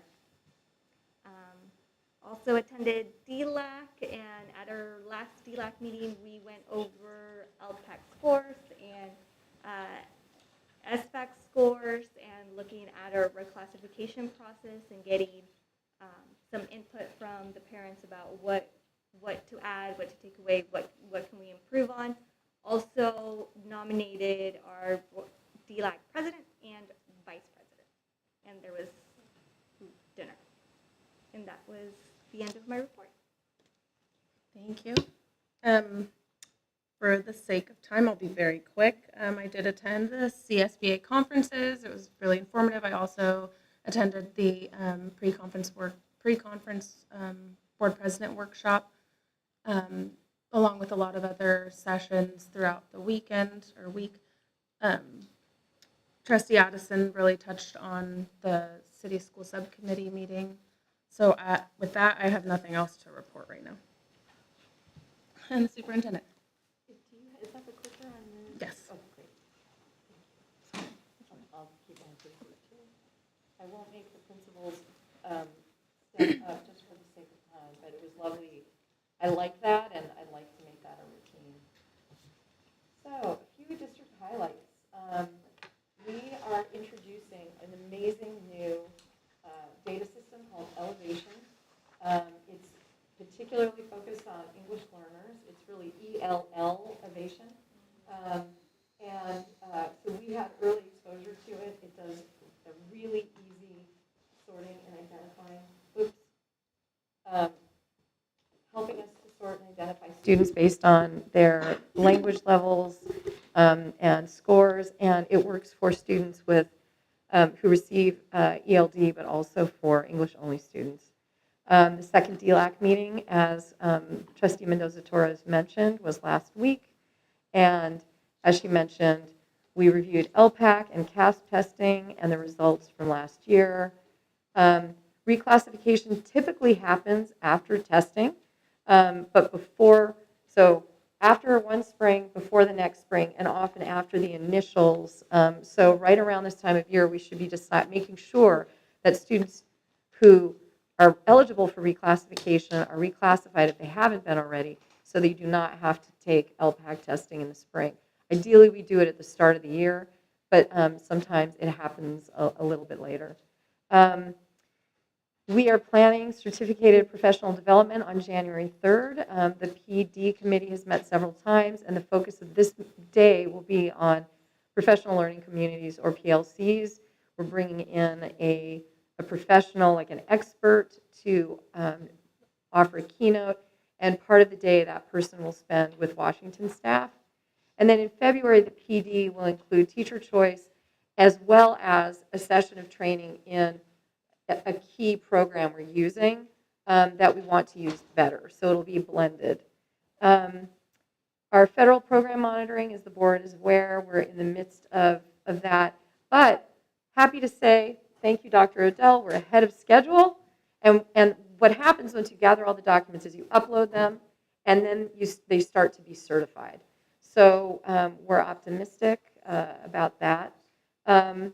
We are meeting this week with the Boys and Girls Club and the Luther Burbank Center to work on our vision for summer school and our summer programs. And we're trying to make it a seamless program in the first half of the summer, although the Boys and Girls Club camp will run all summer, where students can access summer school, attend the Boys and Girls Club camp in the afternoon, or attend mariachi camp. And we are expanding mariachi camp, knock on wood, to include dance, either Latin hip hop or ballet folklorico. That's our goal. So it'll be an expanded program. So I'm excited that we're trying to combine them, attract more students, and make it easier to participate in all of those offerings. We sent COVID tests home today with the goal of students using them before winter break. As everybody knows, many people are sick with COVID or other respiratory illness right now. So hopefully people will use those test kits, so the state continues to provide those. And I have to highlight this news. In the past 3 weeks, we've gotten the news that we've received $350,000 in grant funding for CTIG and Strong Workforce. And Dr. Goyle really has to take credit for writing and submitting the grants. We got exemplar status on our Strong Workforce grant and got fully funded. So, of course, with every pot of money comes the work to spend that money in the plans and the implementation. And but it's still a great achievement, and we're excited to build our CTE and school to work programs. All right, a little bit at the principals. Do you want to step up? You want me to just run through it? Jump on up here. Can you read it? Yes. Okay. I wasn't going to, but the spirit moved me, so I had to. All right. Mr. Evans, Jim Evans, principal, Jefferson Elementary School.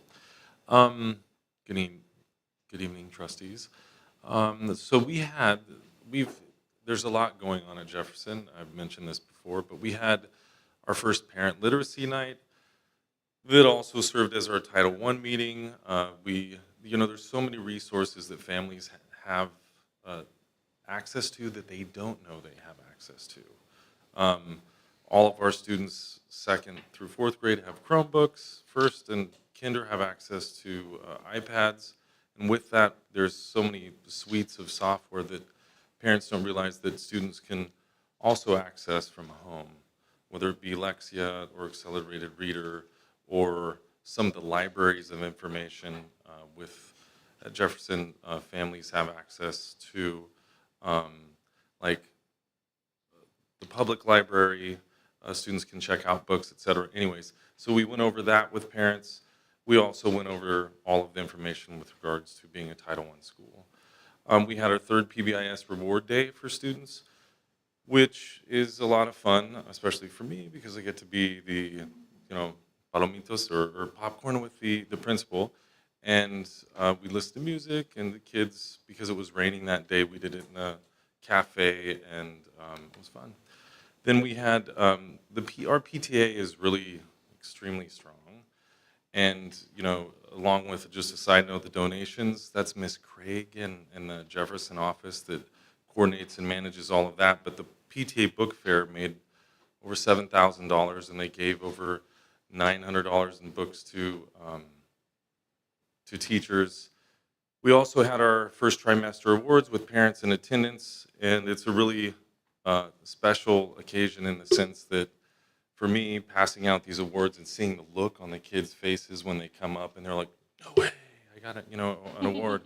It's really exciting. But we also, our school site council met, ELAC, and yeah, so we've had a lot going on since the last board meeting, but keep moving forward. So thank you. Thank you. So I have to just share a little story, because I make the slide deck and then I send it to the principals and I say, add your highlights.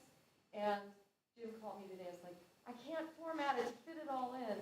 And so I said, don't worry, I'll make it work. Don't worry about that. Just put your notes in.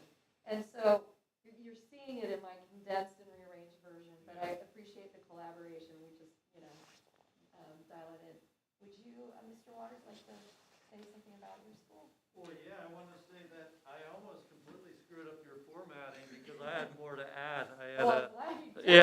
I had late news from our PTSA. We were awarded an art grant today for $900, and our PTSA, they're tiny, but they're mighty, and they're a great group to work with, and Katie Silva is the president, and she's fantastic. And so the art grant, we had an art show, we got the art grant, and now the $900 is going to fund our counselor, Emily Grant, to have an art club.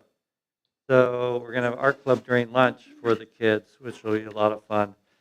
And I've already put in to have the art in the main office, but I'm also going to bring some of it in my office. So I love kids' art.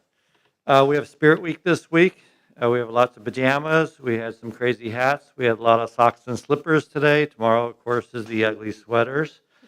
I told my wife to get a size too big for her so I could wear her sweater tomorrow. So we're kind of, as a family, we're sharing sweaters this year. And then on Friday, we'll have the festive flannels to end the week. We had grade 6 went to the De Young yesterday, and they will go to the De Young tomorrow because the 4 grades, they split it 2 and 2. And the kids they're so cute. They had a great time. The activities that they do, and just the idea of going to San Francisco on a field trip, so they had a lot of fun. Today we had the staff potato party potluck, which was pretty cool. Well, there's a lot of, I'm looking at Mary Beth because you never know how the potluck's going to come out, and of course there's the element of luck involved. I was in charge of potatoes, and I'm driving home last night at 8 o'clock, and I'm so into the school, right? I almost forgot to get the potatoes. But I came through with 100 potatoes. So if you want a potato, there's plenty of potatoes at the school tomorrow. And a lot of, what school doesn't have great people that bake things and great salads? So it was a lot of fun. The PTSA had a great breakfast on Monday, and with all the things that you can imagine that go into a breakfast. Our girls volleyball and boys basketball, they continue to dominate. It's a little embarrassing because they don't just beat opponents. They, especially the basketball team, they tend to dominate opponents. So I don't know how they did tonight, but they're doing really well. And it's a great group of kids. It's great. The girls are thrilled to be out there, and the boys. And I'm sure you've all been to the new gym. It's just so much fun to be in there, and the community and the amount of people that come to watch these events.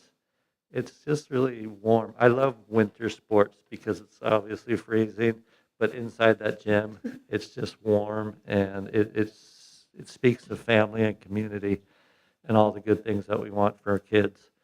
So things are going well at Washington, and we thank you, and we wish you all a happy holiday and a safe holiday and happy new year, and I'll see you in 2023. Thank you. First, I want to thank Superintendent McLean for highlighting the grants we received. It was not easy to write those along with WASC at the same time, and so to get exemplary status says a lot about our staff, everything that this district stands for, and everything that you all do. Our goal for both CTIG and the K-12 is to build a really strong dual enrollment program for CTE between the Santa Rosa Junior College and the school, and to as well add early childhood education as a CTE pathway. So I know that Superintendent McLean shared with you the narrative, and so again, I want to thank you, Superintendent, for sharing that and letting people know, we're very excited. And so for those of you who are on the CTE Advisory Committee, we got a lot of work to do, so thank you. I'm really excited for that. Speaking of WASC, I will be sharing our WASC document with Superintendent McLean and have her review that and then share it with you all. If you don't already have it on your calendar, Superintendent McLean will send you the dates, but February 5th, a Sunday, will be the time that you will meet with the WASC visiting committee. I just don't have the time yet. The visiting chair will let me know. But just put that aside. February 5th. February 5th, Sunday. Is that Super Bowl? Is that a Super Bowl Sunday? If that's Super Bowl Sunday, we're going to have some. I feel like it is for some reason. So do I. So anyways, okay. JEH, really want to highlight and congratulate Julie Lawson and all the work she's done at JEH. We had a student who I'm very fond of. I'm glad, to see that he's graduated, but also glad, I'm sad to see him go. But he has graduated early, and then the student end of the semester, not end of year, end of semester learning exhibitions are occurring this week. The California Modern students have taken a field trip to Grace Hudson, and we'll be going to Alcatraz. And I was like, I want to be your chaperone. And this is all due to CARE. So thank you, CARE, for all of your support. Our first annual Sandy Mac tournament for the girls basketball tournament was a success. So well done. I really want to congratulate Mac Butler, the coach, for an outstanding tournament and all he did to really celebrate Sandy and the family. And then the McMillan tournament was this past weekend and also very well attended. If you didn't see the game, we won by 1 point in a very thrilling match. So continue the streak of Cloverdale winning our tournament. Also, I really want to recognize Dylan Jones. This is a really difficult feat. He is ranked in the top 25 in the state in wrestling in his class, in his weight class. So it's great to see that happening for this young man. And with that, I will turn it over to the board. And can I just add one thing to that last one? And Dylan Jones is actually coming in and helping our youth wrestling club to help the little kids. And his brother did last year, so it's really appreciated. Enrollment up about 6 from last month, so we're seeing a steady increase every month of about 6 students. We're at 1320. We are maxed out right now at JEH. We'd really like to add another class. So Jefferson and Washington continue to see increases from the opening of the Cherry Creek departments. So that's good news. I do want to say that our TK classes are full, and one thing that Trustee Addison mentioned, next year the span that is eligible is bigger, right? So the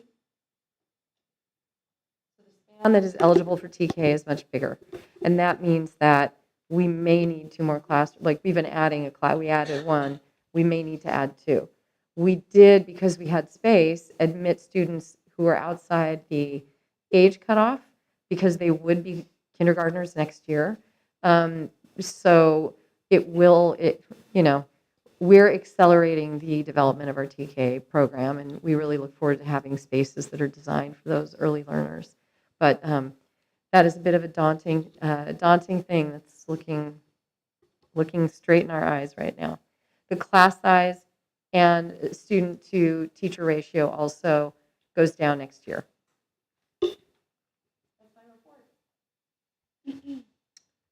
Thank you. Moving on to Measure H update. One.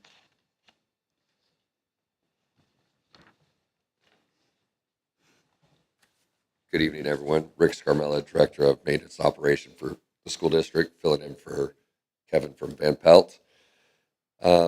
Just a brief update.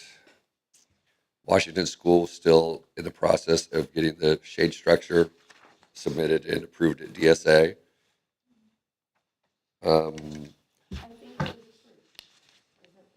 Yeah, I think it's approved, but we're still waiting for, I think they need some more info.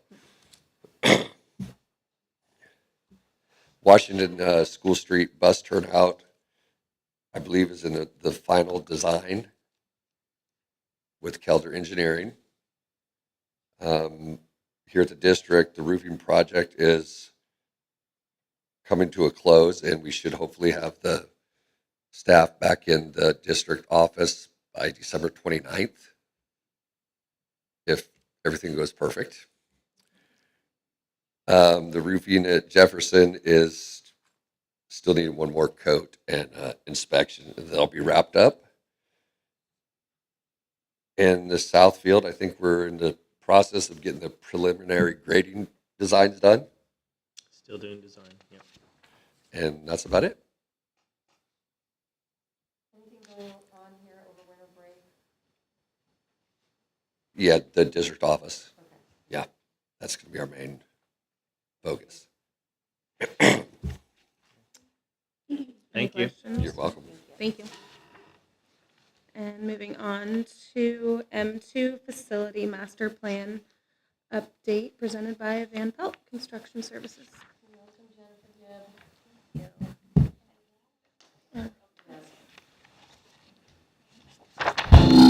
So trustees are familiar with Jennifer Gibbs. She's done work on property with us when she was working with King, and now she's working with us in Van Pelt. Still a connection with King, and will be presenting again to the board in January on the 4th at a special session. Wonderful, thank you, Superintendent McLean, trustees, and staff and community. I'm Jennifer Gibb with Van Pelt Construction Services. We're your program and construction management team. I'm really excited to be here to be able to continue the process with the planning of facilities. So as Trustee Addison said, we have been doing some pre-planning, and we do have a special board meeting in the beginning of January to go more in depth in regards to updating the master plan, but it's really this first focus. And tonight I want to just give a high-level overview of the steps that we're going to be taking in the next few months. But again, remind the board that we're really focusing on the kind of like your tier 1 monies, which is the monies you currently have in your district fund. So we want to focus on the remaining Measure H monies and any additional developer fees or match state monies that you have, really allocate that down to some critical needs as a district. So I will walk you through our plan.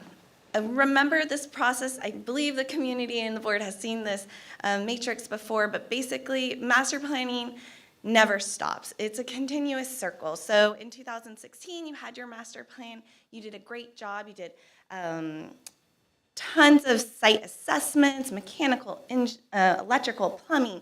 You understand everything about your facilities, and your facilities department and Van Pelt has been, continuing to keep that updated. You've done great things with the bond, and the community can see that. And so now you kind of just go through that again, right? Because unfortunately, there's never enough money for facilities. There's always a need. So really the process that we're in right now is updating your master plan. We're going to be looking at all the items that were in your original 2016 plan, what you've accomplished, and then what items have come up since 2016 to 2023, right? One thing that we know, and that's been discussed many times here in the last couple of years, is the transitional kindergarten. That's a need that wasn't around in 2016. It's absolutely here today, and it's coming faster than we can be ready for. So remember that this is a process. It's really important to come back, revisit it as new things come up, and that's where we're at right now. So the timeline that we put together, and this, this is adaptable and can be changed as needed, but really this last month, we're doing a lot of data analysis. We are working, as Superintendent McLean stated, we're working with King Consulting, your funding team, to really understand what monies are available for you to be leveraging with your current money that you have, and then analyzing enrollment projections that Rob Murray at King Consulting does for you. So a lot of this goes into the bigger plan, but you want to have a base knowledge of where you stand data-wise so you can make the right decisions moving forward. In January, we'll be doing the scoping study session meeting. We've been meeting with the subcommittee to go over kind of a defined scope to bring to the board as a whole to discuss, and that will happen in January. And then after that, we'll be asking a few opportunities to move forward at that meeting and give the process some direction, and that will be going to the subcommittee and potentially if there's opportunity for community input and so on. So hopefully we can come back in maybe potentially before April and have a plan, but the goal was for April to really have that master plan update complete for you. Your current funding right now, when we're planning, we think about your current cash in hand, right? Cash is king when it comes to facilities, and then future funding. We also do think about what can we leverage that you've already done and with your bond, and then what we're going to do with the remaining funds, and then how we get some future funding. So really, overall, this update to the master plan will be looking at a total of $30 million, but what I think is important, this will be broken into tiers. So your first tier is that local funding that you currently have right now, which is approximately $3 million. That is your projected ending balance, which Patty's going to, I'm sure, go over that in a first interim, but you'll see that for your ending balance as of this year. Some items that you've submitted for reimbursement, approximately $10.4 million, which is really great. King's been stewarding those applications for you. So that money, it's not if, it's when, right? You're in line for it. It's just when are we going to get that money? The cash flow projection is up there. So by 2026, we'll have another $10 million.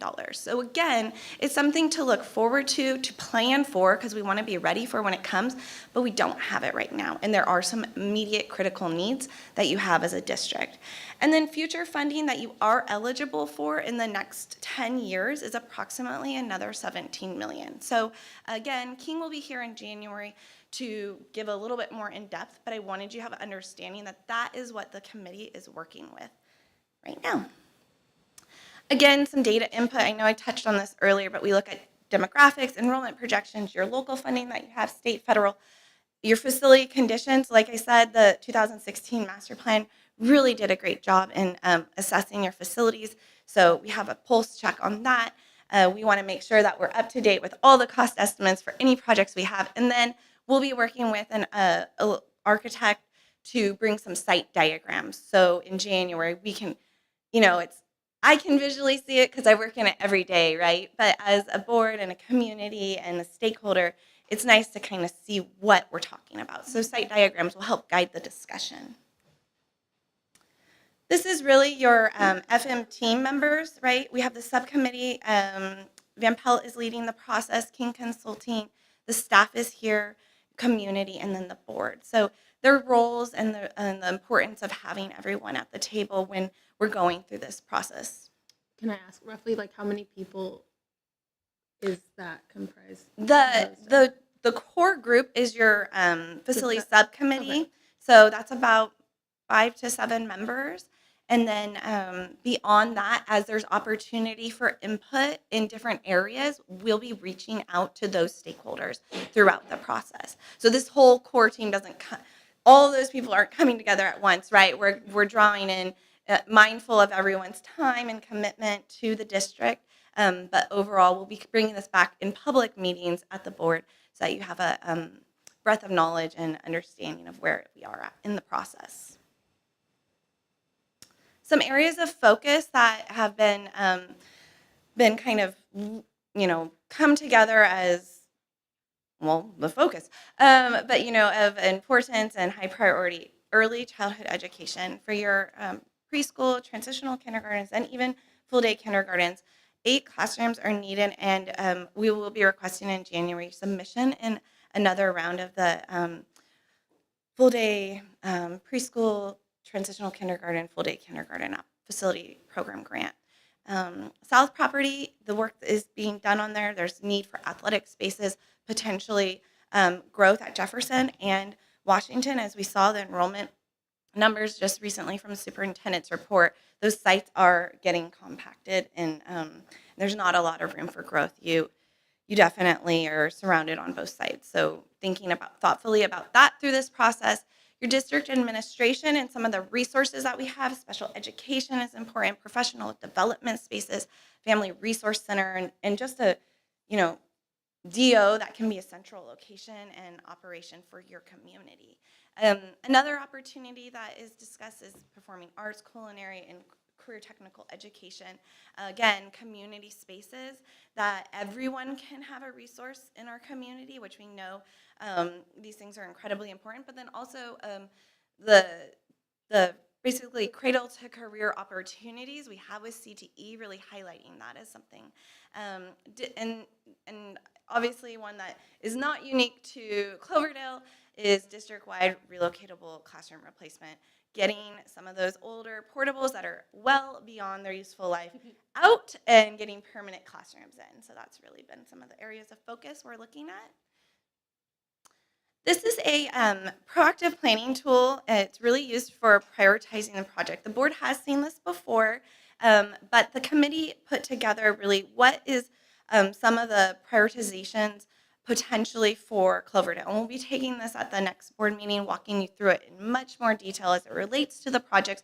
But I wanted you to have an overview of it, and then, like I said, we'll dive a little bit deeper into it. But how this prioritization matrix works is it takes a project and assigns a point value based on a data-driven variable, right? So is it a state mandated project? Yes or no? That assigns a point value to it. Is there funding today? Or do we have to wait for funding, deferred funding, right? Those both assign point values. District priority, classroom spaces, that's important because not all of our schools, even though we have 3 schools per grade level, elementary, middle, and high, they all don't maybe have the equitable spaces at each. So thinking about that as it relates. And then special conditions, is there opportunities for joint use, partnership, developer built things? How can that play into it? And then warm, safe, and dry, that is lower on the priority because you've already been doing such great work these last years. And so really you're stewarding that already. And so that would be, something to think about. We'd love to have comment on this at the next, at the study session and kind of breathe a little bit more into that as we move forward. And that is it. Any questions? No, I'm sure we'll have a lot in January though. But I don't have any right now. Wonderful. Thank you so Thank you. much. Look forward to coming back in January. Thank you. That was great. We removed N1 from the agenda, when we approved the agenda, so we will skip over to SIPSA. Moving on to N2, consideration and possible approval of the 2022-23 first interim report. Good evening, trustees. I am Patty Lewis,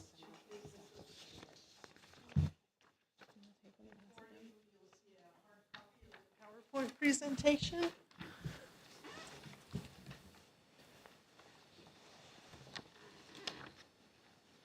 Oh, there it is.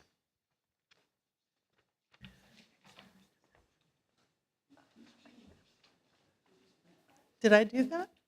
All by myself? Too many buttons.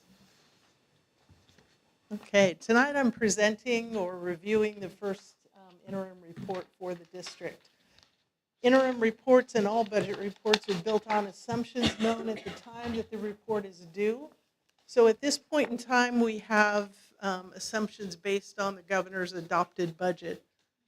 As the year progresses, we'll be receiving January governor's information about next year. So going into the second interim, I'll be using those assumptions at that point to create it. So what we know at this point in time for our district is the LCFF calculator has the statutory COLA and Department of Finance's COLA projections. So we're looking at a 13.26% this year, 5.38 in the first year out, 23-24, and then looking at a 4.2 for 24-25. Enrollment is one of those kind of moving targets, and right now we're finalizing our CalPADS, which is the October CBEDS enrollment, and that pretty much sets your funding for the year for enrollment. So between the day that I did the first interim to today, we've already seen a little slight tweak in this year's enrollment. So you'll be seeing that with finalized as of second interim. But right now, this first interim is built on 1,299 students.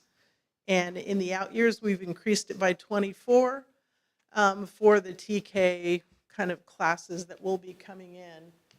That's just an anticipated number.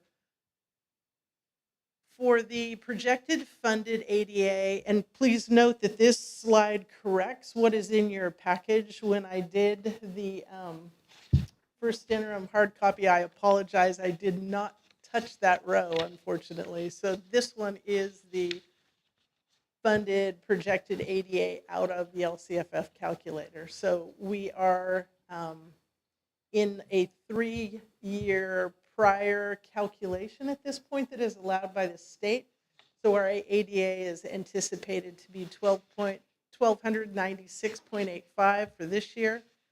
Next year, dropping slightly to 1,253.98, and then in that third year out, dropping down to 1,235.66. And again, this is a projection that comes out of the LCFF calculator based on your enrollment, your anticipated projected ADA. So it's one of those, again, moving targets, and it is a best projection at this point in time. Our unduplicated count is also getting finalized as we speak in CalPADS, and that is looking like a 63.42%, moving to 63.15 and 61.53. So we are staying well above the 60% threshold for receiving the additional supplemental concentration funds. For our district, that's a pretty significant piece that we are still receiving. Lottery unrestricted is calculated at 163 per ADA and restricted at $65 per ADA. STRS is at this point a flat set rate for the current and 2 subsequent years. PERS, however, is going to see some movement, and it's actually a bit of a downward trend on that at this point, but again, that can fluctuate. So with those assumptions going in the right direction, the other piece is that we kind of just touch on and review is the CBEDS enrollment, because in our district we found throughout the years that it can fluctuate pretty greatly for a small district. But we are right on the edge, if you will, of some pretty significant housing that's being built in our community.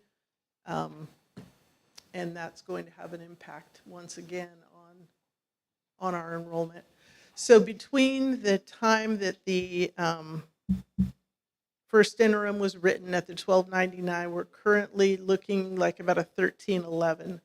So that's just the changes you can see with CalPADS as they all come together and students get properly accounted for.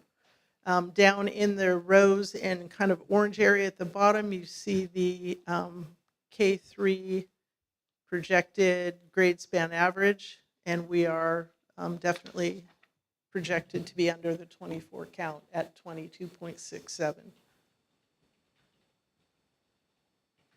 And please slow me down if you have any questions on any particular slides, or I can go back to them. Otherwise, I'm going to keep moving through. This slide is the some of the other components that are in the multi-year projection that we just touch on. And for revenue, again, we're using the most recent LCFF calculator. It is what is projecting the calculation. State and federal revenue have all been updated with current information for 22-23. And local revenue comes in and is budgeted at the time it's received. It is not a guaranteed revenue, so it will fluctuate throughout the year.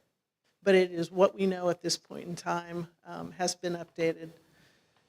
The expenditure adjustments, we have settled negotiations for all bargaining units for current and the subsequent year, 23-24. Current year, we have a 10% on salary schedule for all units. And in 23-24, we have negotiated an 8% on salary schedule, and the certificated work calendar will add 1 additional day for next year. So those assumptions are in the first interim. Our health and welfare benefit annual insurance cap has increased, and you can see those amounts there, 13,000, 15,000, and 17 for the tiered effect. Can I ask you? Sure. With the salary schedule, all of that calculated in, is that assuming, let's say, every position is filled and we don't have open positions? We It's not build it, what current- yes. Okay. So it's built based on the budget that we came into the year with, and then the increased amount applied to it. So we do have some vacancies built in there. And we pretty much keep those, and that's why the unaudited actuals at the end of the year, you can see a pretty significant swing when those positions are unfilled throughout the entire year. But they sometimes do get filled at some point, or could get filled. Full-time equivalent that is factored into the first interim is 76.9 FTE for certificated, classified at 57.50, and management at 14. Books and supplies are increased approximately 1% for the subsequent years. There are adjustments, though, however, that you'll see, or that I'll talk about briefly, for the one-time dollars as they leave and the new one-time dollars come in. So multi-year projections right now are just kind of a huge focus, and people are trying to get them as accurate as possible, but it's really tough with one-time dollars. Services and other operating expenditures are also basically at 1%. We are contributing to the restricted routine maintenance at the 3% required level for our size district. And the board's committed transfers are in this first interim, the 100 for field and track replacement, 75,000 for deferred maintenance, 50,000 for technology, and 60,000 for classroom furniture. So the other thing that happens at first interim are any balances that are allowed to be carried over from prior year are budgeted and in, creating that kind of natural deficit, if you will, because you have the expenditure happening without the revenue coming in. It's just a simple balance that moves. So this is a breakdown of some of the dollars, or the dollars from last year that are moving forward. And if you'd like me to touch on any of them, I can.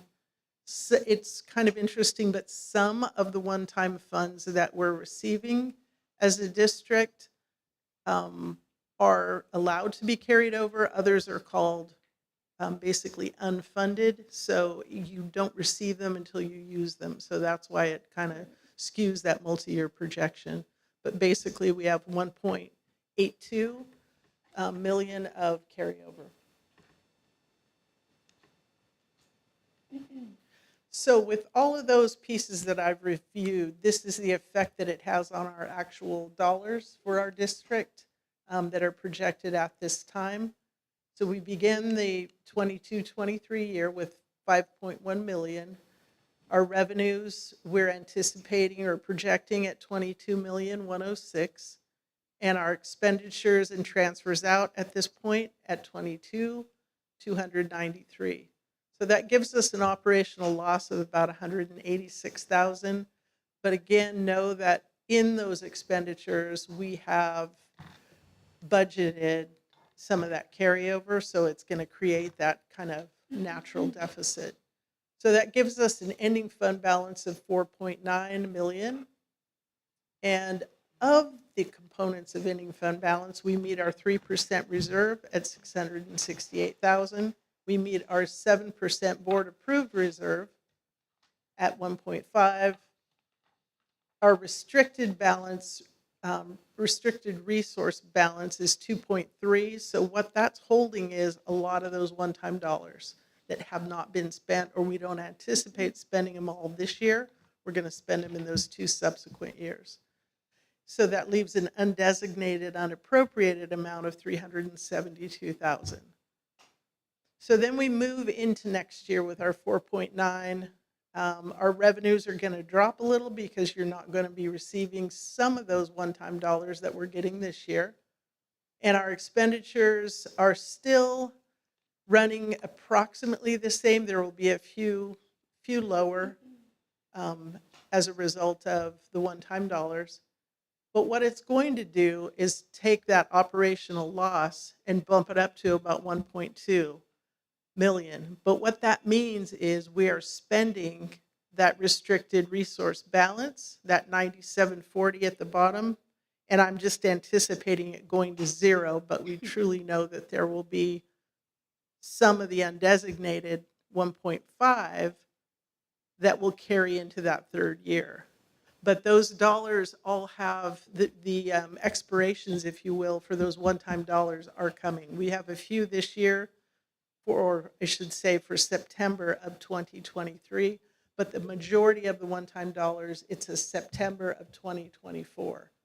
So we'll see those programs kind of, the dollars shifting to cover our current programs that we hope to be able to fulfill as we hire staff, and some of those staff positions that are funded for those one-time dollars shifting into other one-time dollars next year, so that we can still continue with them. However, they'll shift into other dollars. Through COVID, a lot of the funding, and Nicole and I spend a lot of time talking about it, have definitely designated uses, but there are quite a few that don't. They're super wide, broad. So every time we consider an expenditure or a program, we look at how we're going to fund it. We look at spending the closest deadline date to get those spent, but also how it fits with the dollar itself. So in a sense, public schools are back into that old mindset of multiple years ago of categorical funding, if you really look at it. And then we move into that third year out, and with that 1.2 coming out of that ending fund balance, we're down to about 3.7. But we see the revenues, and again, this is only built on adding 24 students. So if we really do see by that third year out those houses built, we could be in a whole different, projection at that point in time. That's just the beauty of multi-year projections. So we're looking at a revenue of about 20.374 million and expenditures in the realm of 21. By then, programs are starting to or dollars for programs are being utilized. So we're at about an 844,000 loss, but meaning, again, we're spending those restricted dollars down, and it leaves us with about 2.8 million. With that, in all of the years, we're able to meet our 3% reserve, we're able to meet our 10% reserve. We have all of our committed balances transferring into those other funds, and it leaves that third year out with an undesignated, unappropriated at this point of 735,000. So even with the operational loss that you see, the district is solvent. It does have cash flow. It will meet its requirements.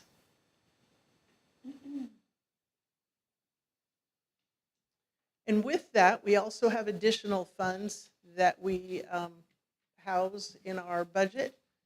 We have a child development fund, and that is for the Jefferson preschool. It's a tuition-based preschool, so we anticipate that to be hopefully a break even every year.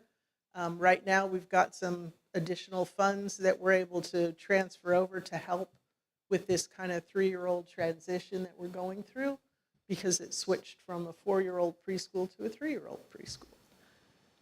We have a cafeteria fund, and that one, it has never before had a balance, but with COVID and seamless summer and federal funding and state funding, we currently have a balance. We'll see how that goes, though, as the year progresses with food costs, because they are definitely have increased. So we'll keep an eye on that. So that's just a really first interim preliminary, if you will. Our deferred maintenance fund, which is Fund 14, is anticipated to have an ending fund balance of $675,000. We've not had to access those funds due to bond funds and as many, repairs as we've had within the bond itself that have covered a lot of those major costs. So that fund has been allowed to build. It also is building for the track and field replacement too. That is where those dollars are housed. Special Reserve Fund, again, it's a technology replacement and for classroom furnishings. We're anticipating $436,000 unless we have major significant purchases out of there. But in the last few years, we have not. Our bond fund, again, we're at this point have an ending fund balance of 1.8. However, the bond fund, as projects are developed, those expenditures are then budgeted at that time. So that amount will be changing throughout the year. Capital Facility Fund, which are developer fees, we have $528,000 as of first interim, and those are basically based on development in our school district boundaries.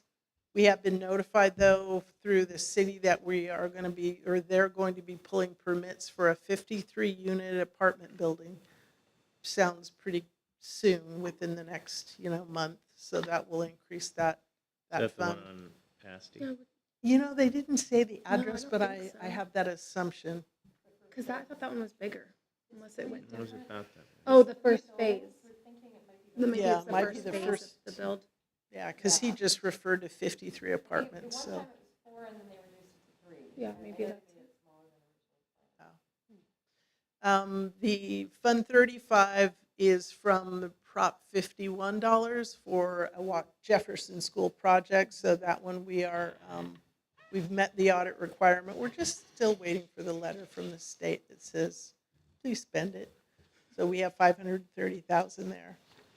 And then Fund 14 is just a small balance of 117 from the land purchase. So next steps in the budgeting process for the school district, we have our independent audit. I have a draft on my desk to review that will come before the board in January to look at. And it, could have audit adjustments which would affect the budget, but I don't anticipate any, but I will be, again, reviewing that. It's really difficult. The auditors, they started it during COVID, doing online audits, so everything is sent to them electronically. But it used to be that they would come in and they would ask for a document. You would hand them a file. They'd dig out the document, take care of it, copy it. No, not anymore. So now they ask for the document, but they want all of it. So you take it all apart, you scan it to them. First you find it, take it all apart, scan it to them, and then it's a huge back and forth. It's just, So they reduced their fee a lot since you're doing the legwork, right? it's amazing. That fee's the same. It is the same. Yeah. So it's just become a really big task, bigger task, I'll say. Yeah. But they are, they're super helpful and answer all our questions. So we're pleased with that. And then it will be the second interim report, which is due on or before March 15th. And do you have any questions for me? So how does the institutional knowledge that Fund 14 includes the track and field resurfacing remain? Because there is a big time cost going to come out. So it's in the 9 board years. resolution, and it is a committed fund. So the only way in which it can be used for anything other than what you've committed it for, those contributions, would be through board action. So it's going to rest on Kathleen's shoulders because it's a resolution. Even if we wanted to spend it for its purpose, would we still have to take board action in order to spend it for its purpose? Or Gosh. You can. I think Fund 14 you can actually spend directly out of the fund. Fund 17 you have to move it physically. I journal entry it into the general fund, and then you expend it there. But do no, we have I to believe take action? no, I believe as long as it's being used for as its long as purpose. it's my gosh, as long as it's used for those purposes. Yeah. Sorry, I wanted to see that one because Oh, we're referencing, sure. for people who might not know, we're referencing specific funds. So Correct. So Fund 14 is the deferred maintenance, and that houses the 100,000 per year, which we just started for track and field replacement, and then 75,000 for deferred maintenance. And it already had a balance in there of the deferred maintenance. But what I do with that fund, there's actually a management code. So it's a specific code for track and field, specific code for the balance then. So why did it code go for to deferred 14 maintenance. rather than 17? Because it is deferred maintenance. And Why isn't technology replacement deferred maintenance? because it doesn't meet the language of deferred maintenance. Yeah. Yep. And furniture, same thing. It's a purchase of a material or an item. Okay. And those are also broken out too by, Thinking of it as more of a replacement instead of a repair, furniture. And Or a fixed Yeah. asset that can't be moved versus Right. technology and furniture can be picked up and carried out the door. right. And the labor that goes with something like the track and field, I guess. Okay, thank you. Thank you. All right. I move to approve the 2022-2023 first interim report. Second. Okay, we have a motion by trustee Garrison for the approval of the 2022-2023 first interim report. It was seconded by trustee Addison. All in favor? Aye. Opposed? And no one is absent. So moving on to discussion and action item N3, consideration and possible approval of the English Learner Plan Bridge document. Good evening, Dr. Odell. I'm the Director of CI and A.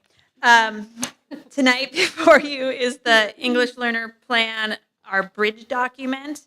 I don't have a formal presentation for you tonight. I've talked to you about the master plan and where our ELD is in the district the last 2 meetings. This is the bridge document that will help us meet our FPM needs. We anticipate that there could be findings from FPM where we will have to make changes, as well as we're moving through this process, we're going to want to go deeper and make some changes, but this will help us meet our obligations until we can go deeper into that process. So approval tonight will allow us to meet those FPM deadlines. Is there any questions I can answer for you? I didn't have any questions. Anyone else? No. Okay, thank you. Thank you.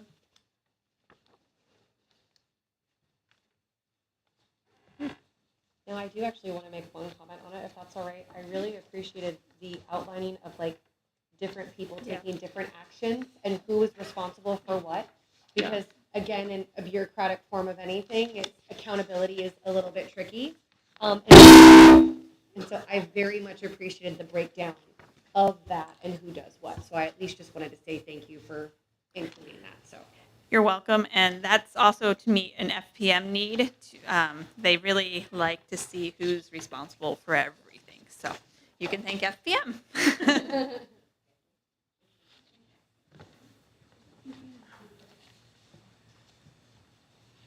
With that, can I get a motion?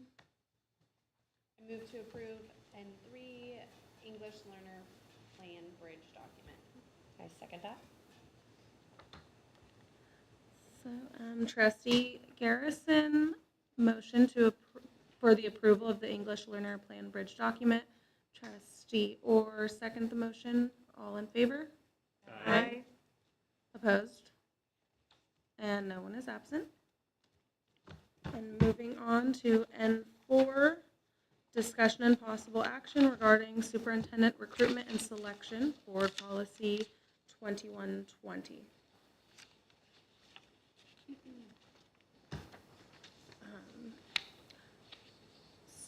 So I guess for me, I was kind of confused at reading it, what exactly this is. It feels like a two-part discussion to me. I don't know if that is assumed by everyone,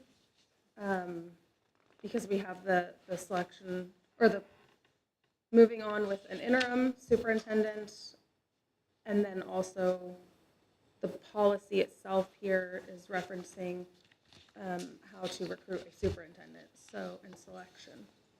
So I think our legal, our attorney Jennifer Nix said that in order for us to talk about this, we had to add it for a discussion item. So I think board policy is just there as this is how we set it up in order to do it. So we can, I think in regards to an interim is different than an actual superintendent, and that the superintendent, there's essentially three options: going with a search firm, utilizing SCO, or doing it internally. And then kind of the same process with an interim. I wouldn't expect a search firm, but I would expect that SCO or kind of internally and figuring out that, because an interim is not, is just for a short term until we find a replacement. Right, and it did say in the board policy, the very last sentence was, as necessary, the board may appoint an interim superintendent to manage the district during the selection process. Yeah. So I feel like it's a two-part. We talk about the interim first, and then move on to the next part of it, if everyone agrees. Because the interim is considered immediate. Right. Yeah. I like that. So we can talk about the interim and posting, or do we post? I don't believe we would post an interim position. Does anyone? In my experience, you don't do that. You might interview them, you might work with someone, for instance, John list of retired or available administrators, the types of roles. I shared a sample of that list, and can potentially give direction on like this person would be a good fit, et cetera. It's in essence like hiring a sub, you know? Right. So what is a factor with an interim is that most of them, if they are retired, can only earn up to $49,000. Yeah. So finding someone who can work ideally the entire period that you need them, and not having to make a switch to another interim would, I think, be preferred. But sometimes, and this just happened in Roseland, there's an interim who was just replaced by a different interim because they can only work so much. In this case, you know, you can probably create a schedule where the person can make it through the remainder of the year while the search is underway. Since most, not always, but most of the time, the start date is July 1.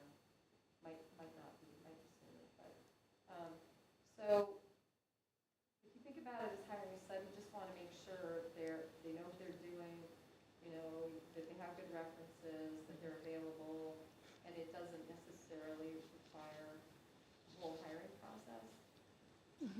Most of them on the list that I've seen are pretty well known and would have a depth of references. Is there another resource for interns rather than SCO? Not that I'm aware of. Not I mean, recruiters or other search firms? possibly, if the board chooses to go with a search firm, that might be one of the very first questions, is while we're going through this process, do you have an interim superintendent you would recommend? The disadvantage is it might not be local. Some of the bigger search firms are not necessarily in Northern California, although they work in Northern California. And I did a little bit just to get a ballpark for the board of what the search would cost. SCO is $15,000, and otherwise it's anywhere between $15,000 and $20,000 to run a search.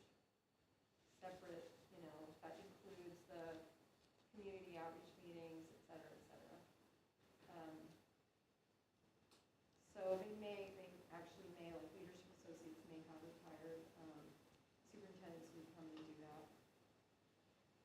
My concern with SCO over the last 3 decades is they use this district to test people, to recruit them onward. They don't build capacity within this district. And you're referencing for like the superintendent part of it? Superintendents, okay. absolutely. Right. And I can give you plenty of other examples of other positions, but specifically superintendents is what I'm talking No, I about. meant, okay, but I meant of this part, like the interim or the superintendent? Both? Okay. Okay. So, well, for full transparency with the board, I've had people that have been name dropping people, obviously. And a name that came up that many of you might know was, I don't want to say, is it Steve Jorgensen? Yep. And I have never met him. Someone connected me with him. He has history with the district, available. So I would just like to put that name out there for the board to consider. He's somebody that SCO took. It And was he's also not retired pretty. now, but I think he's But very it well wasn't respected. pretty at the time, and I think you would get a lot of pushback from certificated staff bringing him back to the district. Okay. I would disagree because a lot of certificated staff was actually who threw that name out, along with other people in the community. And so I would disagree with that, but I think that's something that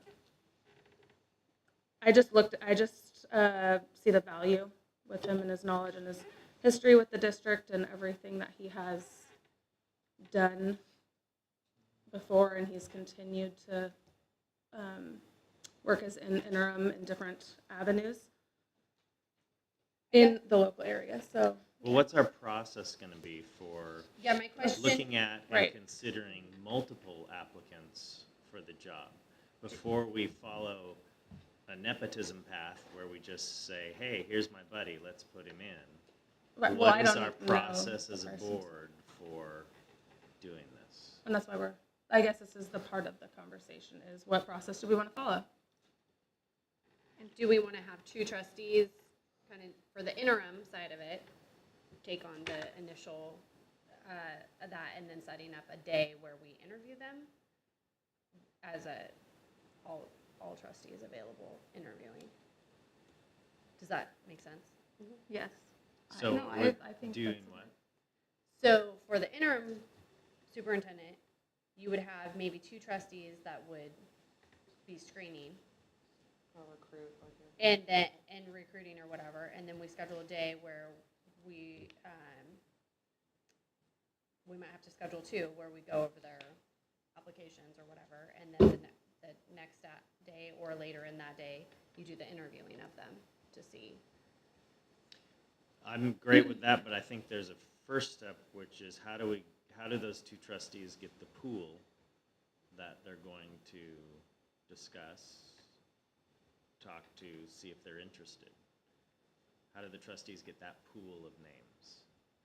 And I think one of the things that we were discussing or talking about is for the interim, would it be possible to use SCO to get that pool of the names? I think that's one of our options. Or do we want to go with the search firm to get that pool of the names and then utilize the search firm for also hiring?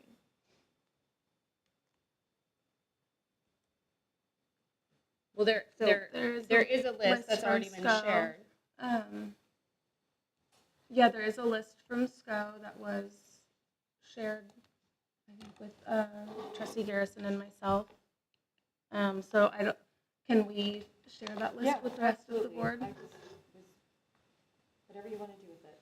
Mhm. There And is the. I'd put out there that we could use that, and we should also use another resource, because I don't think SCO What other has our best resources are interest. available? Just because I don't Well, have history in this, but. Other search firms. We could reach out to other search firms. I wouldn't jump to hiring them Yeah, yet. but no. Seeing if that's say- even a possibility of, do they have an interim I mean, superintendent we might reach option? out, if there's several search firms we want to try, we might reach out to all three of them and say, help us with Now- this first part, give us the names, and that might give us an indication of what we would get in the search process.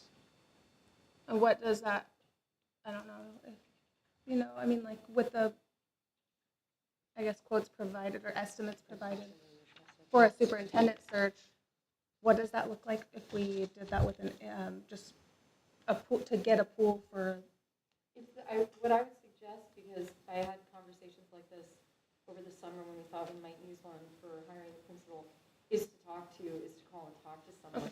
The search firms typically have experts in different regions, and they can tell you right away whether they have an available list, or they know of a superintendent who might be able to do the interim. I think you could find that out in a phone call or two. I mean, it wouldn't be difficult to know whether they could be of service. It would, I'm sure, be another charge, but because that's how it works. But I don't think it would be hard to get that information. And so, are we looking into to figure out what our options are? Are we looking at trying to get some search firms and ask them questions about like what's their quote, what would they offer, what would they handle, and then bring those to the board, like I guess trustees or two trustees doing some of that back work of compiling a list of search firms, and also asking SCO what their quotes would be and what they would offer, and then coming back to another meeting and discussing that. Well, I think first focusing on where you're at, which is interim first. What's our process there? Yeah. I think it would be a great idea to get two trustees who are going to do this and they get first 3 search firms. You already have the list from SCO, and solicit from those search firms potentials for an interim, and then go into the 2 steps you said with those lists. I think, my understanding was that the list that was shared is of retired or previous superintendents, not necessarily search firms. But I could be That wrong. is true.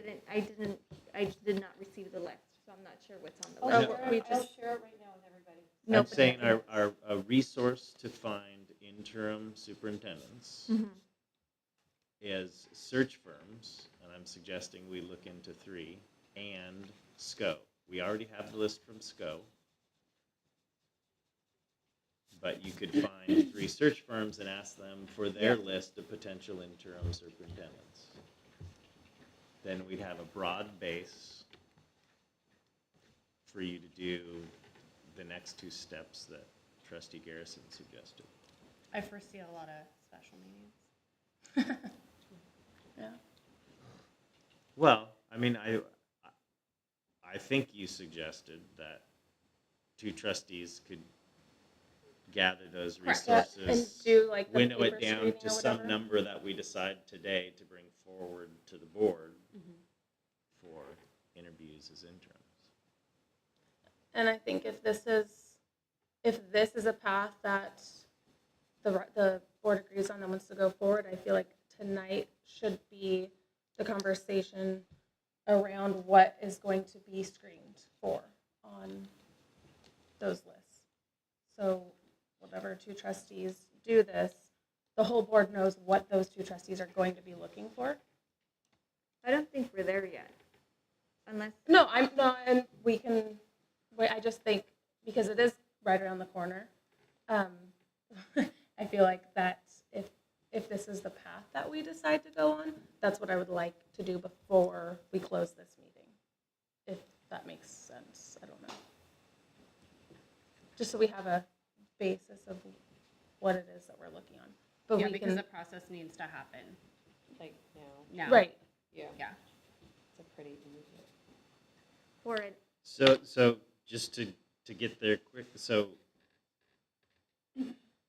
are we okay with appointing 2 trustees to take the SCO list plus contact 3 search firms and get their lists?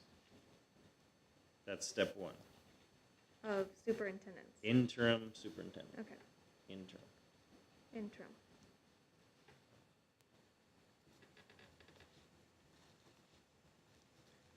Then, based on some criteria, those trustees will bring forward how many people for the board to consider. We want a set number.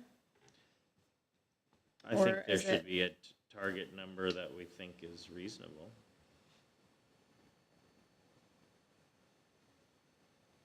Does anyone have any other input on the search process or this process for an interim? My only concern with the search firm in regards to an interim is I don't know that they will hand over that list unless we have a contract. That was my That would next be my only concern concern too. My only with the search firms is, for the interim For- portion. yeah.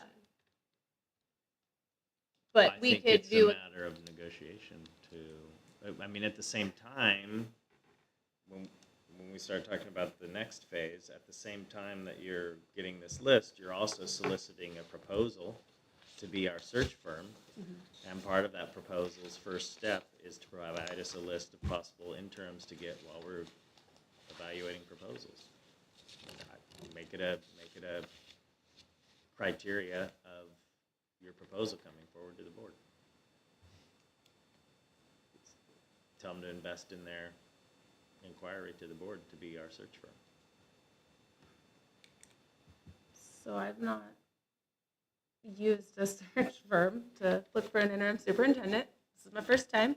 I've done a lot of, in the private sector, hiring and searching, both job posting. And I don't know, like, if I was the trustee chosen to do this, I don't know if I would feel comfortable soliciting a search or making any decision with the search firm to get a list from them. I just don't see a search firm giving us a list without us making a decision, or what am I trying to say? Committing to using them without some form of like payment or contract. So, I think it's worth asking. I mean, I'm fine asking. I just don't want to waste time and effort if we have this assumption that. I mean, I have no problem making phone calls and asking if they'd be willing to give us free services. But I just think it's in the interest of the district to broaden that, and all the search firms can do is say, no, we're not going to provide the list, but they may say, here's some interims to consider, and here's our proposal And if to consider as well. the trustees are reaching out to them, they'll bring that information back and say, we reached out to them. Yeah. Here, this one said they would offer it, these other two said no. So based on what we gathered from this one and from the SCO list, and even word of mouth, you could throw that one in there, here's the ones that we want to bring forward. And I think before we decide how many candidates, the two trustees, we've got to figure out that rubric for what we're looking for. Right. For the two to be able to whittle it down, because who's to say, I mean, I hate to say this, but middle of the year, the people are, I mean, with mid-year hires or interim even situations, it's, it's a mixed bag a lot of the time whenever Right. it comes to that kind of stuff. And so I think that before we figure out how many candidates we need, we definitely need kind of that checklist of what we're looking for to kind of figure out what agree. number, if we even get that number.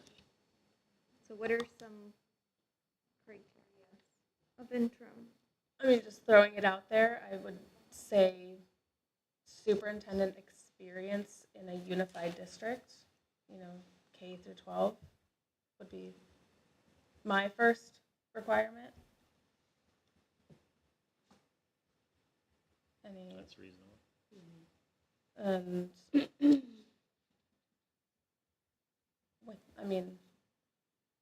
looking within our district and what we have going on, and we have I know we have the HR position flown, but we don't have one, so I think HR experience would be important to me. Because some superintendent, they might have superintendent experience, but they might have had a complete HR department at the districts that they were at, so that would be important. So HR experience? Have we considered, and maybe we jumped the step of having a designee from the school district? Would I don't anybody think be based interested? I know we have a lot, like, I want to, before we go out, I know there's a lot. So there's the FPM, there's WASC, there's something else, special education monitoring. I would just say that by the fact that we just approved a HR manager position, that doesn't seem like it's. There's we would a have need for the more bodies. We have the staff to Yeah. because we're already having to add a body because we have such a large workload. It wouldn't make sense to pull somebody to do this job. Yeah. I recognize that, where it's like, I know that a lot of the administrators and district staff are already doing a lot, but just throwing it, and do we have an inclination? Would anybody like to? I know that it's a big ask and there's already a lot. Can we just take a moment or pause for a moment before we move forward to the steps that we're outlining? Well, and maybe even like what you're saying, maybe even like a temporary designee for if this interim process is going to have to happen fast. But in the event that we have trouble scheduling special meetings or interviewing and getting to that point, a designee in place until we get an interim, and that would potentially even help if it ends up being a retired interim, the timeline with when they would have to, or with the amount that they can work. But I think we still have Superintendent McLean in place Right, and for I understand. another 6 weeks. I don't think we need a designee yet. Okay. That may come up. I think our staff is already overworked, so to put this Yeah. on them No, and I agree with that. And I wanted to, sorry, I wanted to go back to like the process of like recruiting. Would we want to reach out to TAC, or would we want to reach out to, you know, other groups that might possibly have people who they're wanting to put forward just to make sure that they're kind of getting some of that input? Or what are your guys' thoughts on? I mean, because we can obviously just simplify it and do a SCO list, because I mean, and we've already heard Jorgensen from, you know, quite a few members, quite a few certificated staff, and I have as well.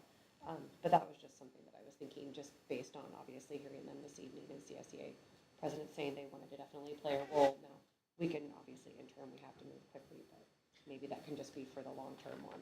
That was in, I would say I am correct in interpreting that as the Long-term. permanent superintendent, Okay. not interim. Okay. So. Because the before interim you could put- be here a month. Before you Exactly. Or put they a could whole be lot here- of meetings on your plate Yeah, in the that next is 3 correct. weeks. Yeah. Yeah, I mean, the interim has to move forward pretty quick. Mhm. So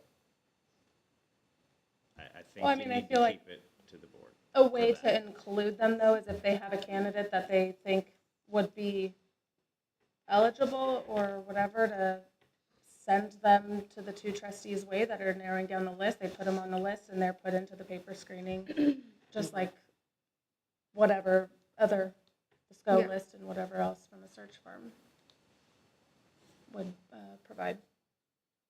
I would be fine with that. I don't feel like that's any extra steps. It's just putting on the trustees that are gonna take this on to have to add that to it. But I agree that the community stakeholders all need to be included with the superintendent search.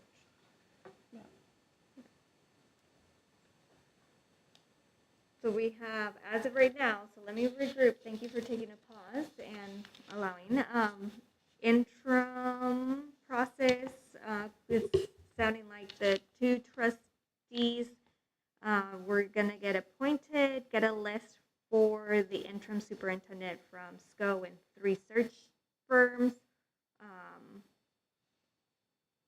to get their list, look through the list, make phone calls, check availability, screen by criteria, and then And that was what your suggestion was, and so. and we were on the What are criteria. those criteria? Yeah. Right.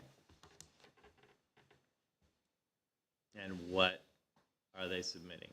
Letters of reference, resume, cover letter? Can we What do are our criteria and then we expectations? can go Yeah. through? You want to go through two? Which one do you want Yeah. to do Through first? documents. Yeah, so criteria, I heard, sorry, I just have it written down. Superintendent experience, unified school district, HR experience.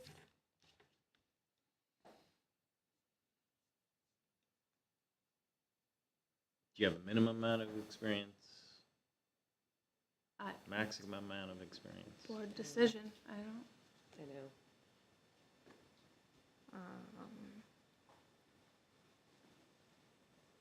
I mean, What else? Besides good communication. good communication, yeah. I mean, how do you put that on a paper screening, though? Yeah.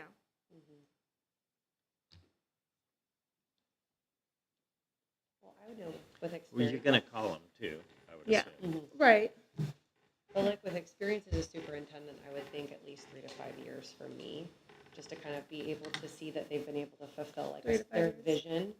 Like I feel, you know, if we were to have a superintendent where it was only a year and then, you know, whatever it might Yeah. be, so I feel like that's at least a decent amount of years. It's not too much to expect, but at the same time, it's enough for them to have carried out possibly what they wanted to kind of see for that particular school district.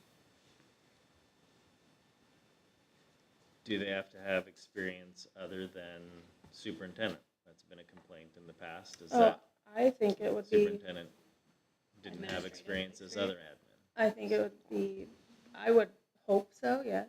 Previous, Admin previous, classified certificated. We're putting specific criteria, so Yeah. let's be So- specific. previous, how, I'm trying to find wording. What's the Previous experience requirements?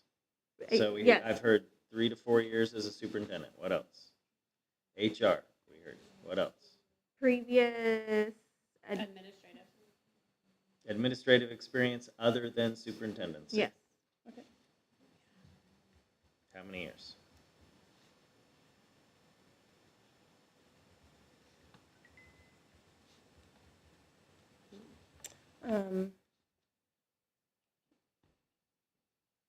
Other than 3 or more. 3 or more, yep. Sounds Do they good. have to have an admin credential? A superintendent is not required to have an admin Well, credential. if we're requiring them to have admin experience, they would have to have an. Not unless the last board hired them without it. And maybe they let their admin credential lapse after they became a superintendent. So We have to put it if we want it. yeah. Or So do they have to be valid credentialed? valid admin credential. Yeah. What's that? I mean, that might limit. Yeah, Do they still have a credential when they're retired? Well, what about, I mean, I was gonna say, I know my mom's retired and she still has her, yeah, she's keeping up with that. But it's a valid, or do we want to keep, what if it's a retiree that had all this experience and they have been retired and decide to let their credential lapse? I would be okay letting that one go down just because They're it's not part of the retired. option. Yeah. So is we it don't a current wanna- credential or never a credential? Well, I think Mate had a credential at some point at their last, I'm just saying, let's before be specific. retiring, I So think would had be. an administrative credential, but isn't necessarily current. previously held an admin credential.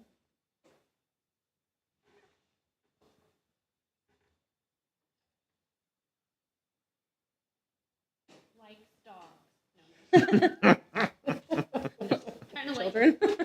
I think references for me, it would be important. Wait, are maybe- we moving in? Are sorry, we I moving meant into rubric. the? Sorry, okay, well then, yeah, then I'll talk about that Are we- whenever it comes to references. But if it's qualifications, like, it would be nice whenever it came to who we could contact to kind of back up, that we kind of had a sampling from people who either they worked with directly, whether it be at another DO or school site, or certificated staff, making sure we have multiple perspectives on this particular person as a leader, and not just one kind of tunnel vision Yeah. from, let's say, you know, I Yeah. think that that might be important to show what the relationship was with all types of employees within, you know, who they were leading.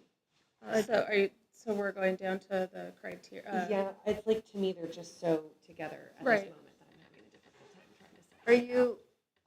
Yeah, because we can look at that with their. Okay, then we'll just go to paperwork, like, after we're done with the criteria. What's That provided. can be something we can just do paperwork. Not that we have to. Okay. Do you want to make a motion? Okay. We. I'd like to actually take a pause and make a motion to extend the board meeting. What time? I'm gonna say until midnight, at 11:59. That doesn't mean we have to go. No. But I'm pushing. I guarantee you we're gonna get there. Motion to, a motion to extend. I have the a board food meeting. requirement for real Okay. food. I was gonna say, and I need to use the restroom. None of those are on my sick diet. What are you gonna do? Well, So- you can always have to. You won't eat it. You won't eat it. So I have To a extend the meeting motion. until 11:59 p.m. So I have a motion from trustee Probably Garrison not at this time. to extend the meeting until 11:59 PM. Do I have a second?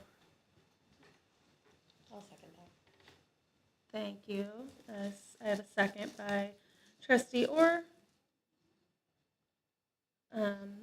All in favor? Aye. Opposed? Nay. Trustee Addison opposed, and no one is absent. Can I make a motion, we turn the heater on? No. My lower Could part of we- my I wonder body if is we need definitely Rick to chilly. override it. Can we? Does Rick need to override it, Patty? Would it be possible to take a 5-minute break? Yes. Okay, Do I need well, a motion for a 5-minute break? No, I can just call a break. So I just want to Recess. recap. Yes, a recess. But before we go, I just want to recap that where we're leaving off at creating the rubric for the screening. Yes. And when we come back, that's where we'll pick up. So we will, is 5 minutes okay? Yep. Okay, so we will take a 5-minute break at 9:26, so we'll come back at 9:31. If the board is okay with it, I'd like to let Kathleen go. Yes. Thank you, Kathleen. Yes, Yes, thank you, Kathleen. I'm saying that